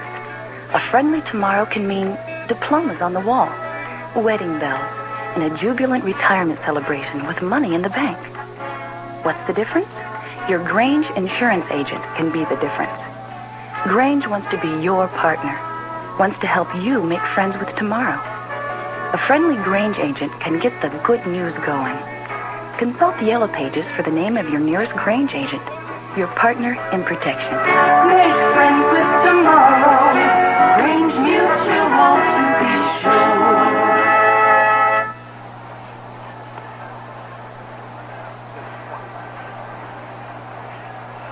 Well, the 7-inning totals show New York a run, 3 hits, 3 errors. The Reds, 9 runs, 10 hits, and 1 error. Ron Hodges will lead it off in the 8th inning for New York. Back with the action, Marty Brenneman. Thank you, Joe. Ray Knight now playing third base for Pete Rose, who, with that double in the 7th inning, extends his hitting streak to 29 games in a row. And we've got Dave Collins now playing in right field, and Mike Lum is at first base. Knight is at third base, batting fifth. Ron Hodges with a pinch hit run scoring single in the 5th inning off Tommy Hume, and the first pitch gets the outside edge for a strike. So with the numerous changes that Sparky has employed this afternoon, only Davey at shortstop, Foster in left field, and Henderson in center, not counting the pitcher Hume, the remaining starters in the Reds lineup from the way it went when this ball game opened. No balls and 2 strikes.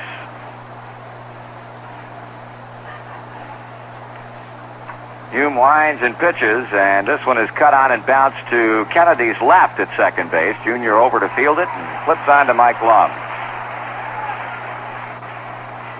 A double by Rose also moved him into a 10th place tie for the all-time hit list. Base hit number 3,081. Rose continues to move up the ladder in that department. He will try to keep his hitting streak alive, going after number 30 in a row tomorrow night when the Reds open up the 2-game series here against Montreal against his former teammate Ross Grimsley. One away in the 8th inning for New York. Lenny Randall takes a high and away fastball for ball 1. Rose moving into a tie for 10th place with Cap Anson, 3,081 base hits. That's a whole bunch. 2-0 the count.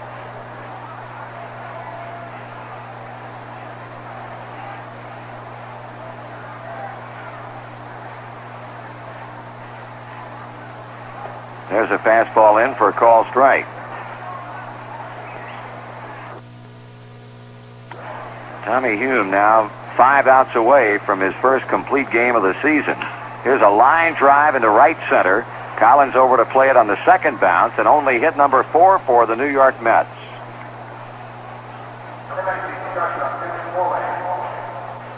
That'll bring to the plate Tim Foley, who had a hit his last trip in back in the 6th inning. He's 1 for 3.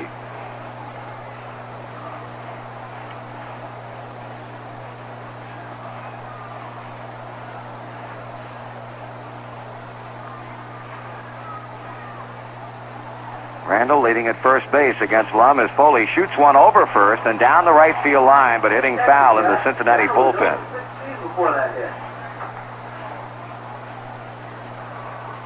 Base hit for Lenny Randall, broken 0 for 16 slump for the New York third baseman. Talking about some of those prizes given away during Farmers Night, the other Ford F-150 Explorer pickup truck was won by Hoyt Baker of Columbus, Ohio. And quite a crowd here last night.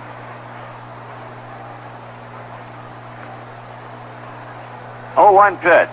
That's bunted toward the mound. Hume is up. He's throwing to Lum. Foley is out. Randall moves to second.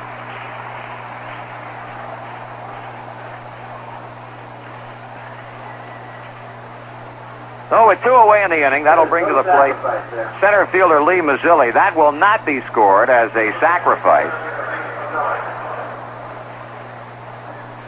Mazzilli has bounced out to second twice. He has popped up to second base. So every time he's been to the plate, Joe Morgan was involved in either the put out or the assist. And now Junior Kennedy is out there. And let's see where Mazzilli goes this time. That's impressive. Hit by Rose gives them the world record for most consecutive games batted in safely by a switch hitter. Red Shaving held the record at 28 games. Swung on, line drive, and Kennedy can't get it. Falls into shallow right center, rounding third. Now getting the stop sign is Lenny Randle as he took the big turn at third base. Record, June 11th to July 9th, 1954. American League record was held by Dave Philly at 20 games in 1953. Well, you can chalk up another record that Pete Rose owns. He has set the all-time Major League record for the longest hitting streak by a switch hitter, breaking the record of Red Schoendienst, who did it with the Cardinals back in 1954 in hitting in 28 consecutive games from the 11th of June through the 7th of July. The American League record was set by Dave Philly back in 1953, so Rose has another record. Runners at first and third, 2 away for Willie Montañez. He swings and chops it off the plate, and that's a foul ball off first. Reds lead 9-1. Mets have come up with a couple of eighth-inning singles from Lenny Randle and Lee Mazzilli.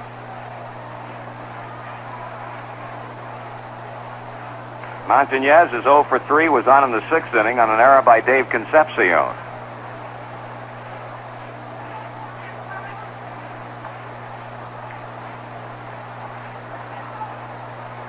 Tommy taking a long time to pick up the sign from Corral. Now he has it, and now he pitches. Swung on. Line shot right field. That ball is going to bounce against the wall on a hop.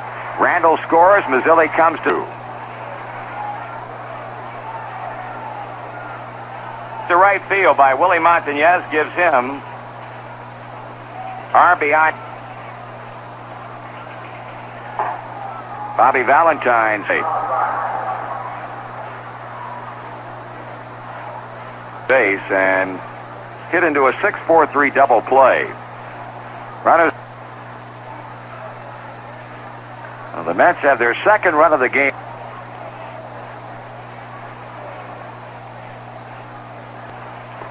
That's high, ball 3.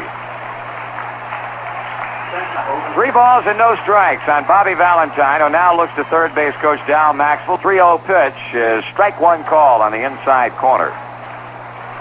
8th inning. Strike 2 is called. The mound on a bunt attempt. Mazzilli single to right center, and Montañez is double to right field, driving in Randle. And the 3-2 pitch. The catch. Nice play by Kenny Henderson. 1 run, 7.5 innings of play. The Reds 9 and the Mets 2.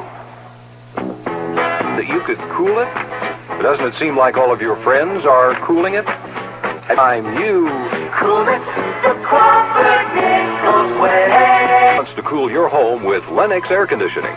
Cool it means that your family can relax 65 days a year. Crawford Nichols works hard to keep you cool. Cool it to join the comfortable crowd this summer and cool it. For a free home cooling estimate, call Crawford Nichols. 876-1234. Here in the 4th inning. He'll be followed by Ray Knight and then Davey Concepcion. Joe Torre forced to use 3 pitchers today. Kevin Cobles also with the San Diego Padres.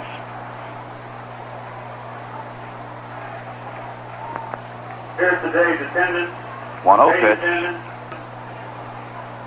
The largest Ball 3, 3-0 on Foster. That gives the Reds a series paid attendance figure. 9-2. Foster. We'll bring up Ray Knight for his first at.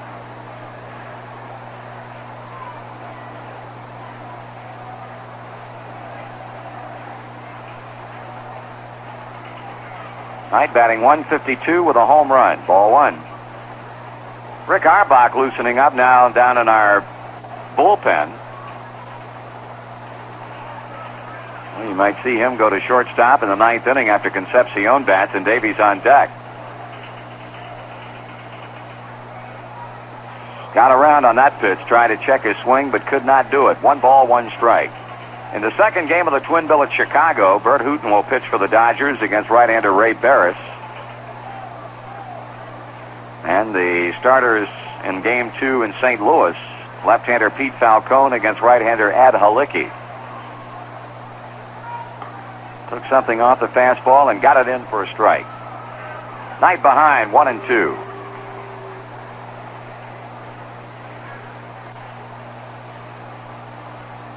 Here's a smash that the second baseman Valentine is unable to get to. Picked up in center by Lee Mazzilli, and a single for Ray Knight, the 11th Reds hit.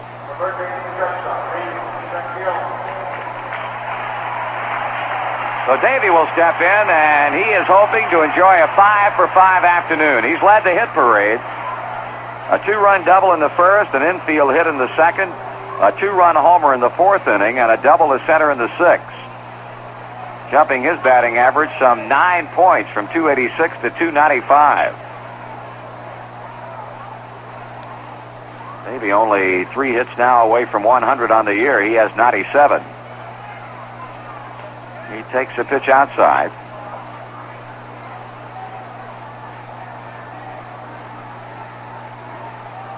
Reds did all their damage in the first 4 innings. 5 in the first, 1 in the second, 3 in the fourth. Here's a fly ball into right center field. Beauclair will make the play on this one. And Davies retired for the first time this afternoon. 2 out in the Reds' 8. Kenny Henderson, 2 for 3, 3 RBIs. An intentional walk in the sixth his last time up.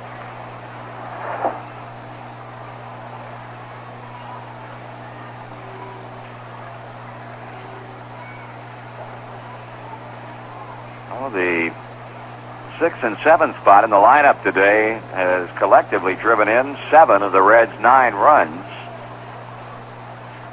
Ball 1 to Henderson. Davey drove in 4, and Henderson has knocked in a total of 3.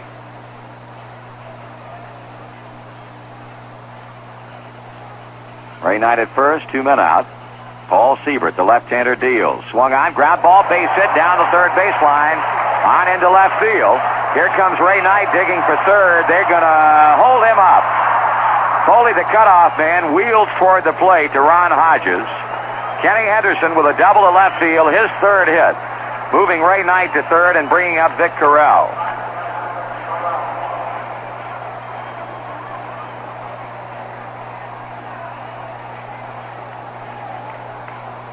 Carell in the 6th inning popped up to third base.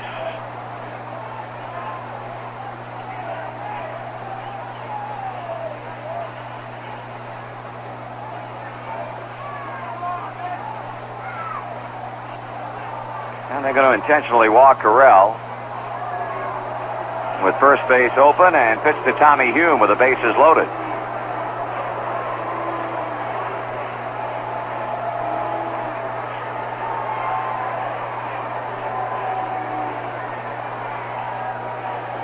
Vic Carell getting an intentional walk following the 2-base hit to left field by Ken Henderson.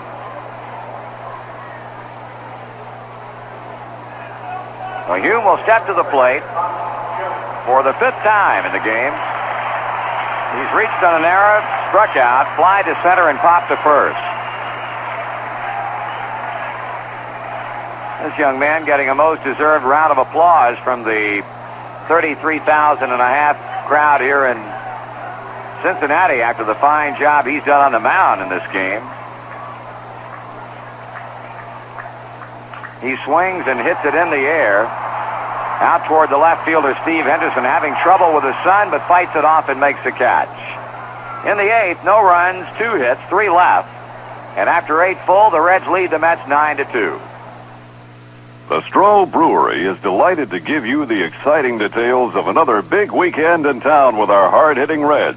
Friday, July 28th, Saturday, July 29th, and Sunday, July 30th. This baseball extravaganza includes hotel accommodations for 2 nights, 3 delicious meals, reserved seats at spacious Riverfront Stadium. There'll be 4 big games and 2 Stroh's hospitality parties where you can get plenty of that good cold Stroh's beer along with music and dancing. Yes, another baseball weekend, fans. A chance to get with it, relax, and cheer for the Reds. So be sure to get in on the action. It's just $79.95 per person. For complete details on this sports weekend, contact the Barney Rapp Agency at 513-381-7277. Get a pencil now and write that number down. 513-381-7277, the Barney Rapp Agency. Bring your family, bring your friends, and don't miss it. We at Stroh's hope you can make it, because it's going to be great, just like Stroh's beer. Well, we go to the ninth inning, and still another change for the Reds. As anticipated, Rick Auerbach has replaced Dave Concepcion at shortstop. Tommy Hume standing 3 outs away from not only his 4th victory of the season and his 2nd in a row, but his first Major League complete game.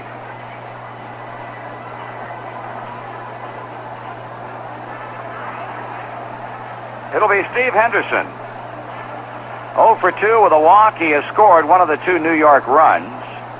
Then Elliot Maddox, and then Bruce Beauclair. At the end of 1 inning of play in Chicago, game number 2, Dodgers lead Burris and the Cubs 2-0. Chicago won the first game, and the Cardinals beat the Giants in the first of that twin bill in St. Louis.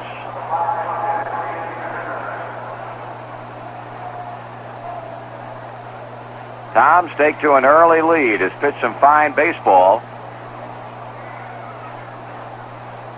Now waiting for Mr. Henderson to get in and kick off the ninth inning.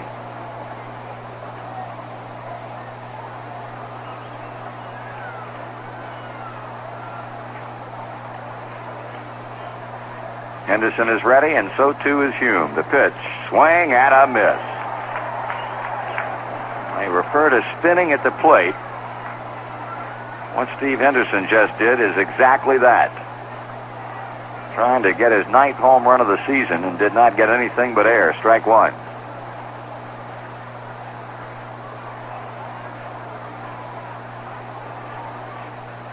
He swings and fouls it off the right field line. 0-2. Tomorrow night we've got Montreal coming in. Ross Grimsley, 12-6 on the year against Freddie Norman. 8:05 start. Plenty of seats available for both tomorrow night's game and the wrap-up to the 2-game series on Tuesday night, as Hal Dews or Rudy May will oppose Tom Seaver in the wrap-up.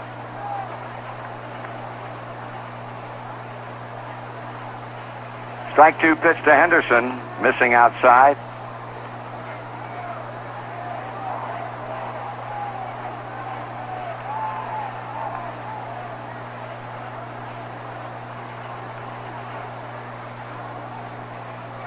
Swung on and bounced foul and onto the New York dugout. This performance by Hume today really could not have come at a better time.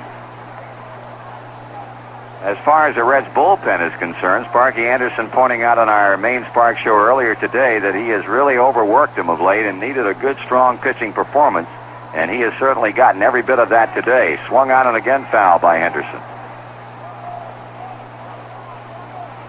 A bullpen that has been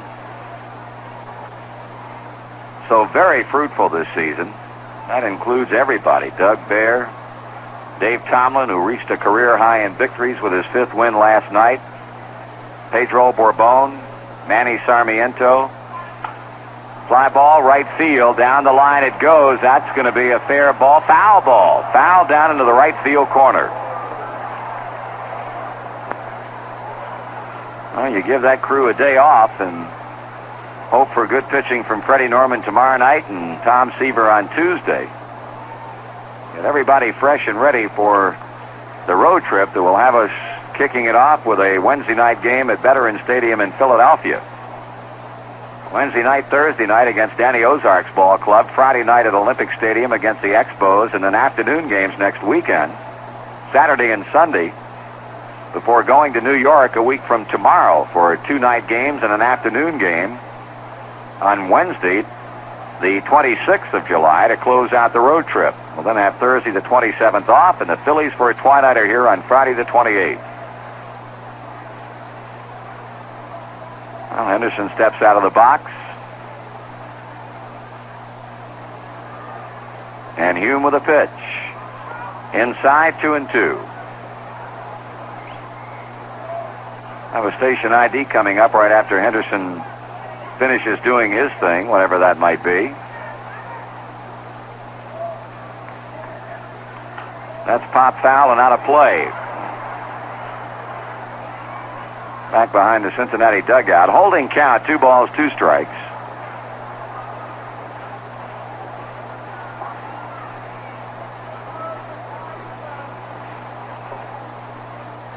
Steve Henderson hanging right in there with Tommy Hume as a leadoff hitter in the ninth. This one popped up off first. Mike Lum with the play, and he makes the catch. We'll pause now for station identification on the Cincinnati Reds Baseball Network. This is the voice of the Cincinnati Reds for Central Ohio. Zebra 100, WRMZ, Columbus, Ohio.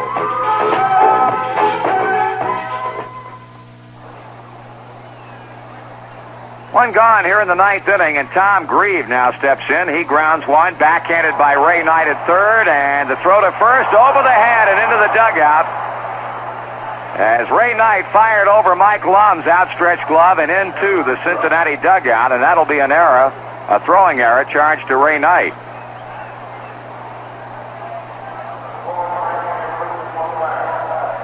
So Tom Grieve going on to second base after getting a smash that Knight backhanded but threw away at first base, and that's the second Reds error and the fifth in the game.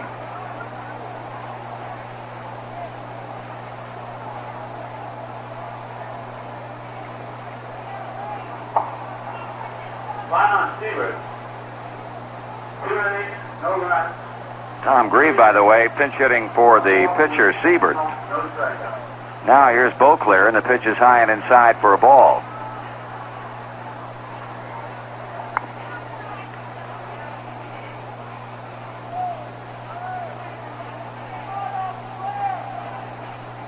One-0 pitch, outside, ball 2, 2-0.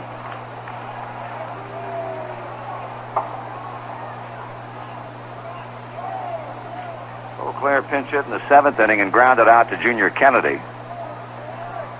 He grounds one down the first base line, but foul.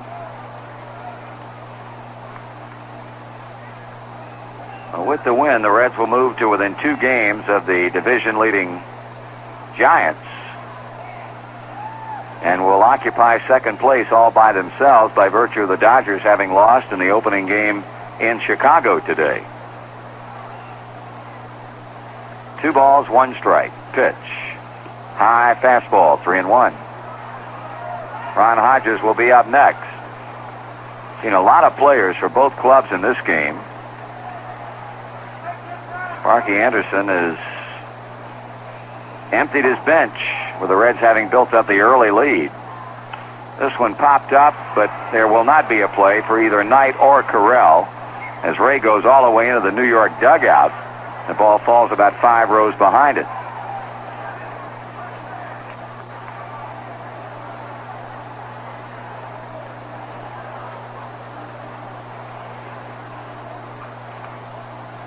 Full count of 3 balls, 2 strikes.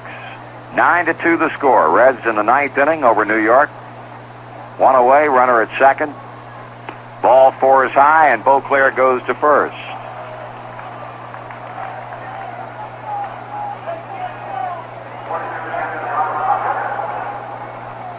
That's a third walk allowed by Hume. Tommy has struck out 3, but has not had a strikeout, interestingly enough, since the second inning when he got Montañez and Stearns back-to-back. Had a strikeout of Foley in the first inning. Facing Hodges, who singled past Davey Concepcion in the 5th inning to drive in Steve Henderson. Ball 1 is high. Pedro Borbon has gone down to begin throwing again. Well, I would imagine Sparky will give Tommy every opportunity in the world to complete this game. What with a 7-run lead. Strike is called, 1-1. How about a nice one-hopper to Junior Kennedy at second and close down shop and go home. Get a double play and wrap this one up. 1-1 pitch. Up high, 2 balls to strike.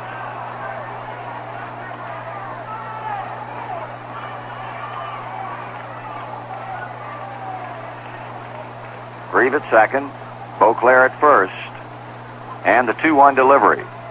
Grounded to the right side. Kennedy will have only 1 play on the high bouncer, and that's to Mike Lum to make Hodges out number 2. The runners advance into scoring position, and with 2 away, it'll be third baseman Lenny Randall up.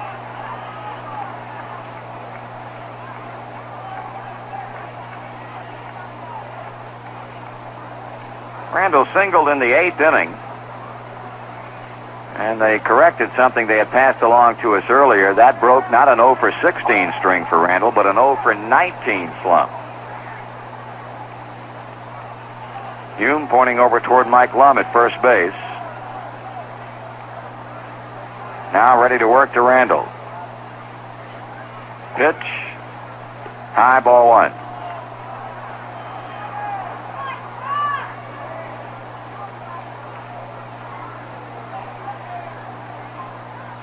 Randall fouls it away. Leveling things up at a ball and a strike.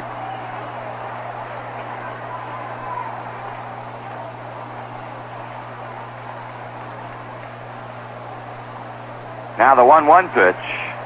Check swing just high for ball 2. 2-1.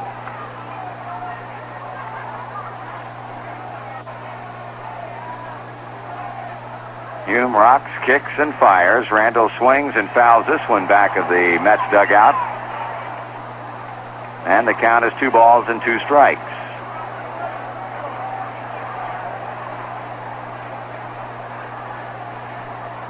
Well, Tommy taking his time as he paces around behind the mound, rubbing up the baseball.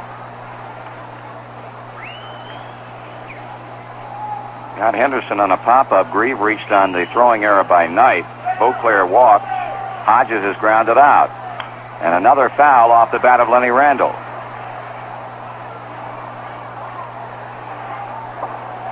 Reds win this game. It'll not only be their 3rd victory in a row, but their 9th win in the last 13 games.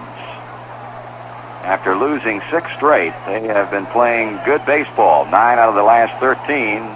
Get the final out here. 2-2 pitch. Fly ball, center field. Henderson drifting back. He's under, and this one belongs to the Reds.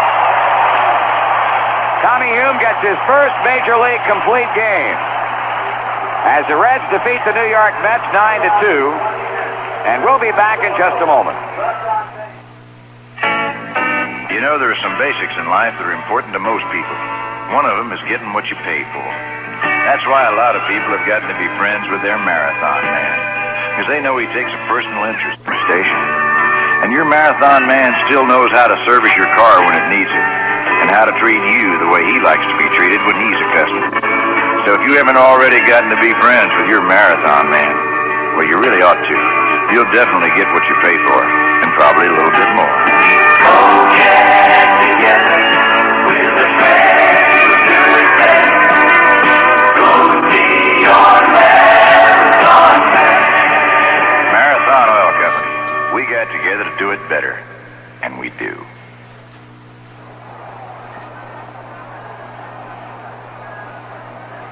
Here are the totals for today's game. The Reds had 9 runs on 12 hits with an error and 12 men left on. New York had 2 runs, 6 hits. They committed 3 errors and stranded 8. Tommy Hume, as we mentioned, with his first Major League complete game in winning his 2nd in a row. His record now at 4 wins and 9 losses on the year. And the defeat for the New York Mets went to the starter, left-hander Kevin Coble. He's won a game and lost 2. Coble was raked for 8 hits and 9 runs, 7 earned in 4 innings. And then he was followed to the mound by Dwight Bernard and Paul Siebert. So the Reds get some early run production today, and behind the fine pitching of Tommy Hume, managed to take their 3rd straight over the New York Mets to close out this series and gain some momentum for what's coming up in front. We'll be back with more here at Riverfront Stadium in just a moment. Quiet in the studio. Latherpuss radio spot. Take 1. Here in the romantic South Seas, Latherpuss shaving cream is preferred by more... Mr. Director. Cut. Yes, Mr. Latherpuss. I'm not crazy about this island thing. See, rough and rugged is what my shaving cream is really all about. I'll change it. Take 2. Fine. Here in romantic Horsefly, Texas, Latherpuss I hate shaving... to be a bother. What now? But Latherpuss is so continental and stuff. Could the announcer... I'll change it. Take 3. Yes. Here in romantic Horsefly, Texas... You know... What? If he could use a sexier voice... Sexy, Harry. Take 4. Here in romantic Horsefly, Texas, Latherpuss shaving cream is preferred 2-1. Yes, wonderful. Hope I didn't make too many suggestions. Not at all. Could I make a suggestion? What is it? Could he do it in Swedish with an Irish brogue and add some bogos and a race... Radio. You can do anything you want, go anywhere you want, and reach anybody you want at a price that won't bust your budget. Radio. It's right on the button. A message from the Radio Advertising Bureau.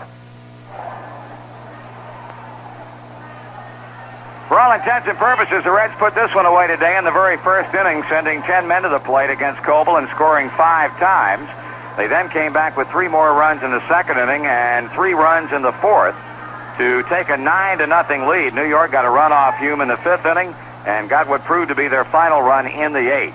The victory allows the Reds to move to within 2 games of the division-leading San Francisco Giants, who played and lost in Game 1 of their twin bill in St. Louis this afternoon. And it also allows the Reds to move past the L.A. Dodgers into undisputed possession of second place because the Dodgers lost to the Cubs in the first game of that twin bill at Wrigley Field. So a profitable afternoon up to this point that could be made even more so should the Cubs take a pair from the Dodgers, and the Cardinals could be so fortunate as to pick a pair from the San Francisco Giants. The Reds open up a 2-game series with the Montreal Expos tomorrow night, and we'll have more to say about that in just a moment. Hi, this is Nancy Seaver. And I'm Nancy's husband, Tom. When we first left New York to live in Cincinnati, we wondered what we'd do for entertainment when Tom wasn't pitching for the Reds. Luckily, we found the answer right away at Kings Island. That's right, Kings Island. You see, most people think of Kings Island as just the best theme park in the entire Midwest.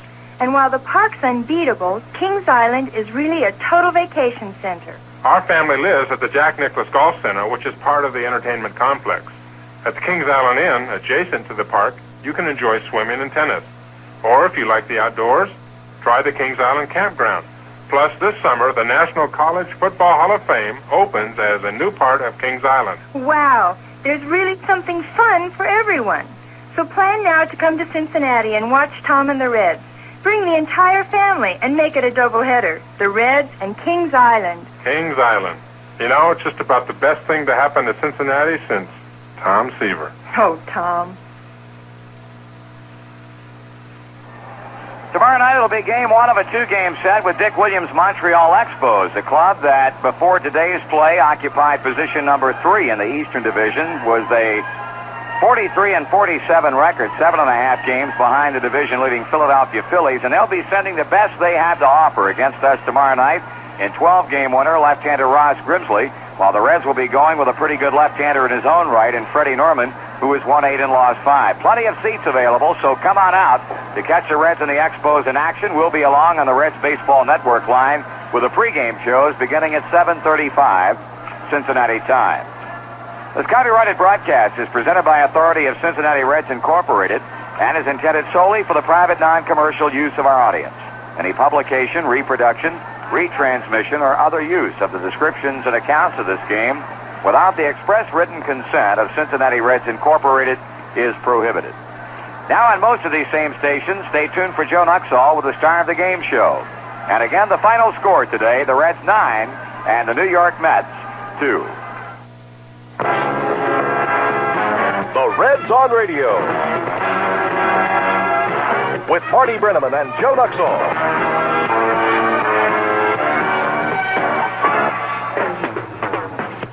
The 1978 Cincinnati Reds have been brought to you by the Stroh Brewery Company. Stroh's, from one sports lover to another. And by your local Marathon full-service dealers and distributors. By the makers of Red Fox Chewing Tobacco. With Red Fox, taking it easy never tasted so good. Also by Grange Mutual, your partners in protection. BJ Industries, the new sash distributors for Central Ohio. Crawford Nichols, the heating and cooling experts, and the WRMZ Sports Department.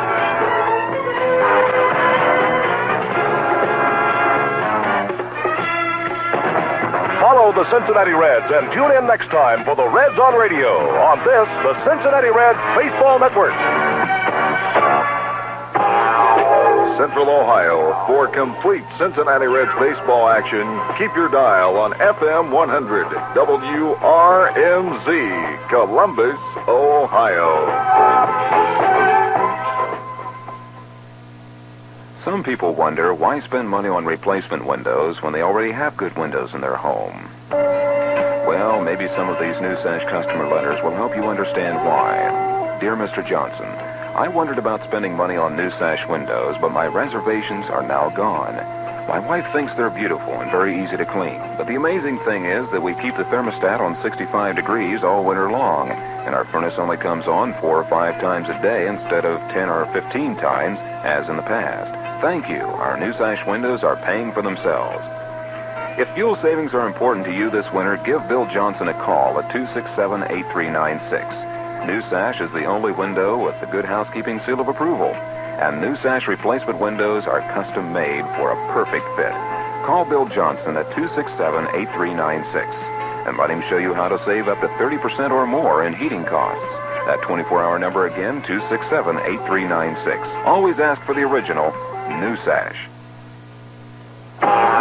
It's time now for Joe Nuxall and the star of the game on Reds 100 WRMZ.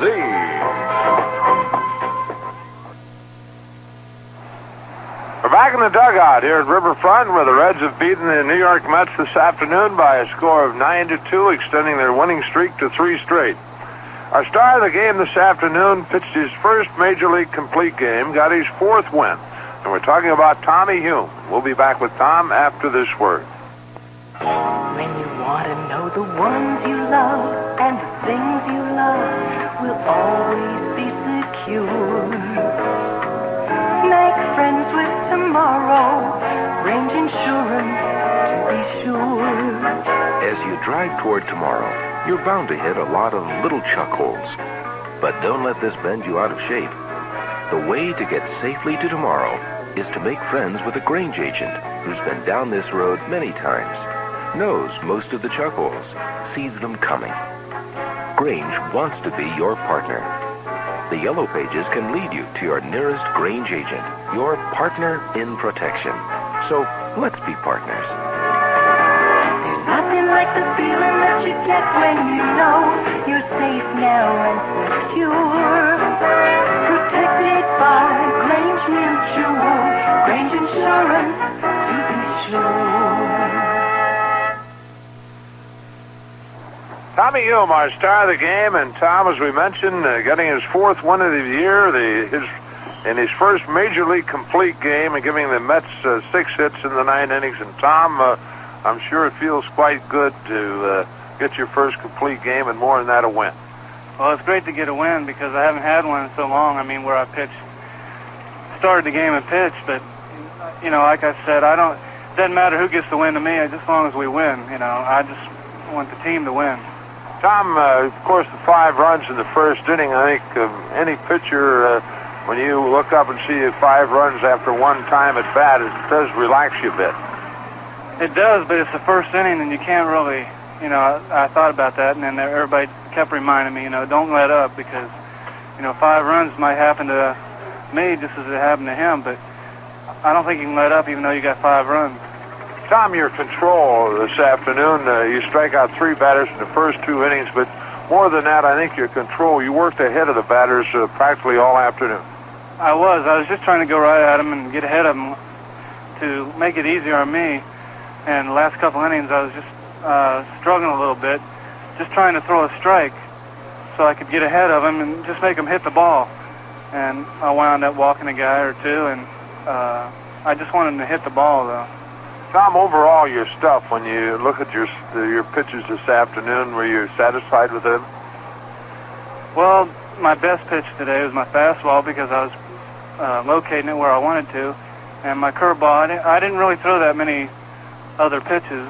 And, I got a couple of sliders up, but they didn't hurt me. So, overall, I was pleased, just by the way my fastball, because my curveball and slider weren't like they usually are. When you talk about your fastball, I know you've told us before that I guess this spring you started turning the ball over, sinking a little bit. Did you use that much today? I used it a few times. Like I used it on somebody. I hit it to shortstop. I wanted to try to get a double play and a left-handed batter, and I got him to hit it there. But it seemed like I was using a cross-seam fastball, and the ball was starting to cross the plate and running in on him, and it was jamming a lot of guys. You looked at yourself, Tom, and as you mentioned, I guess your last win as a starter was back in April. Yeah, April 14th. You remember. You can't forget when you go that long without a win. Tommy Hume, our star of the game. We'll be back with more after this word. Cool it, with a thumbs up high.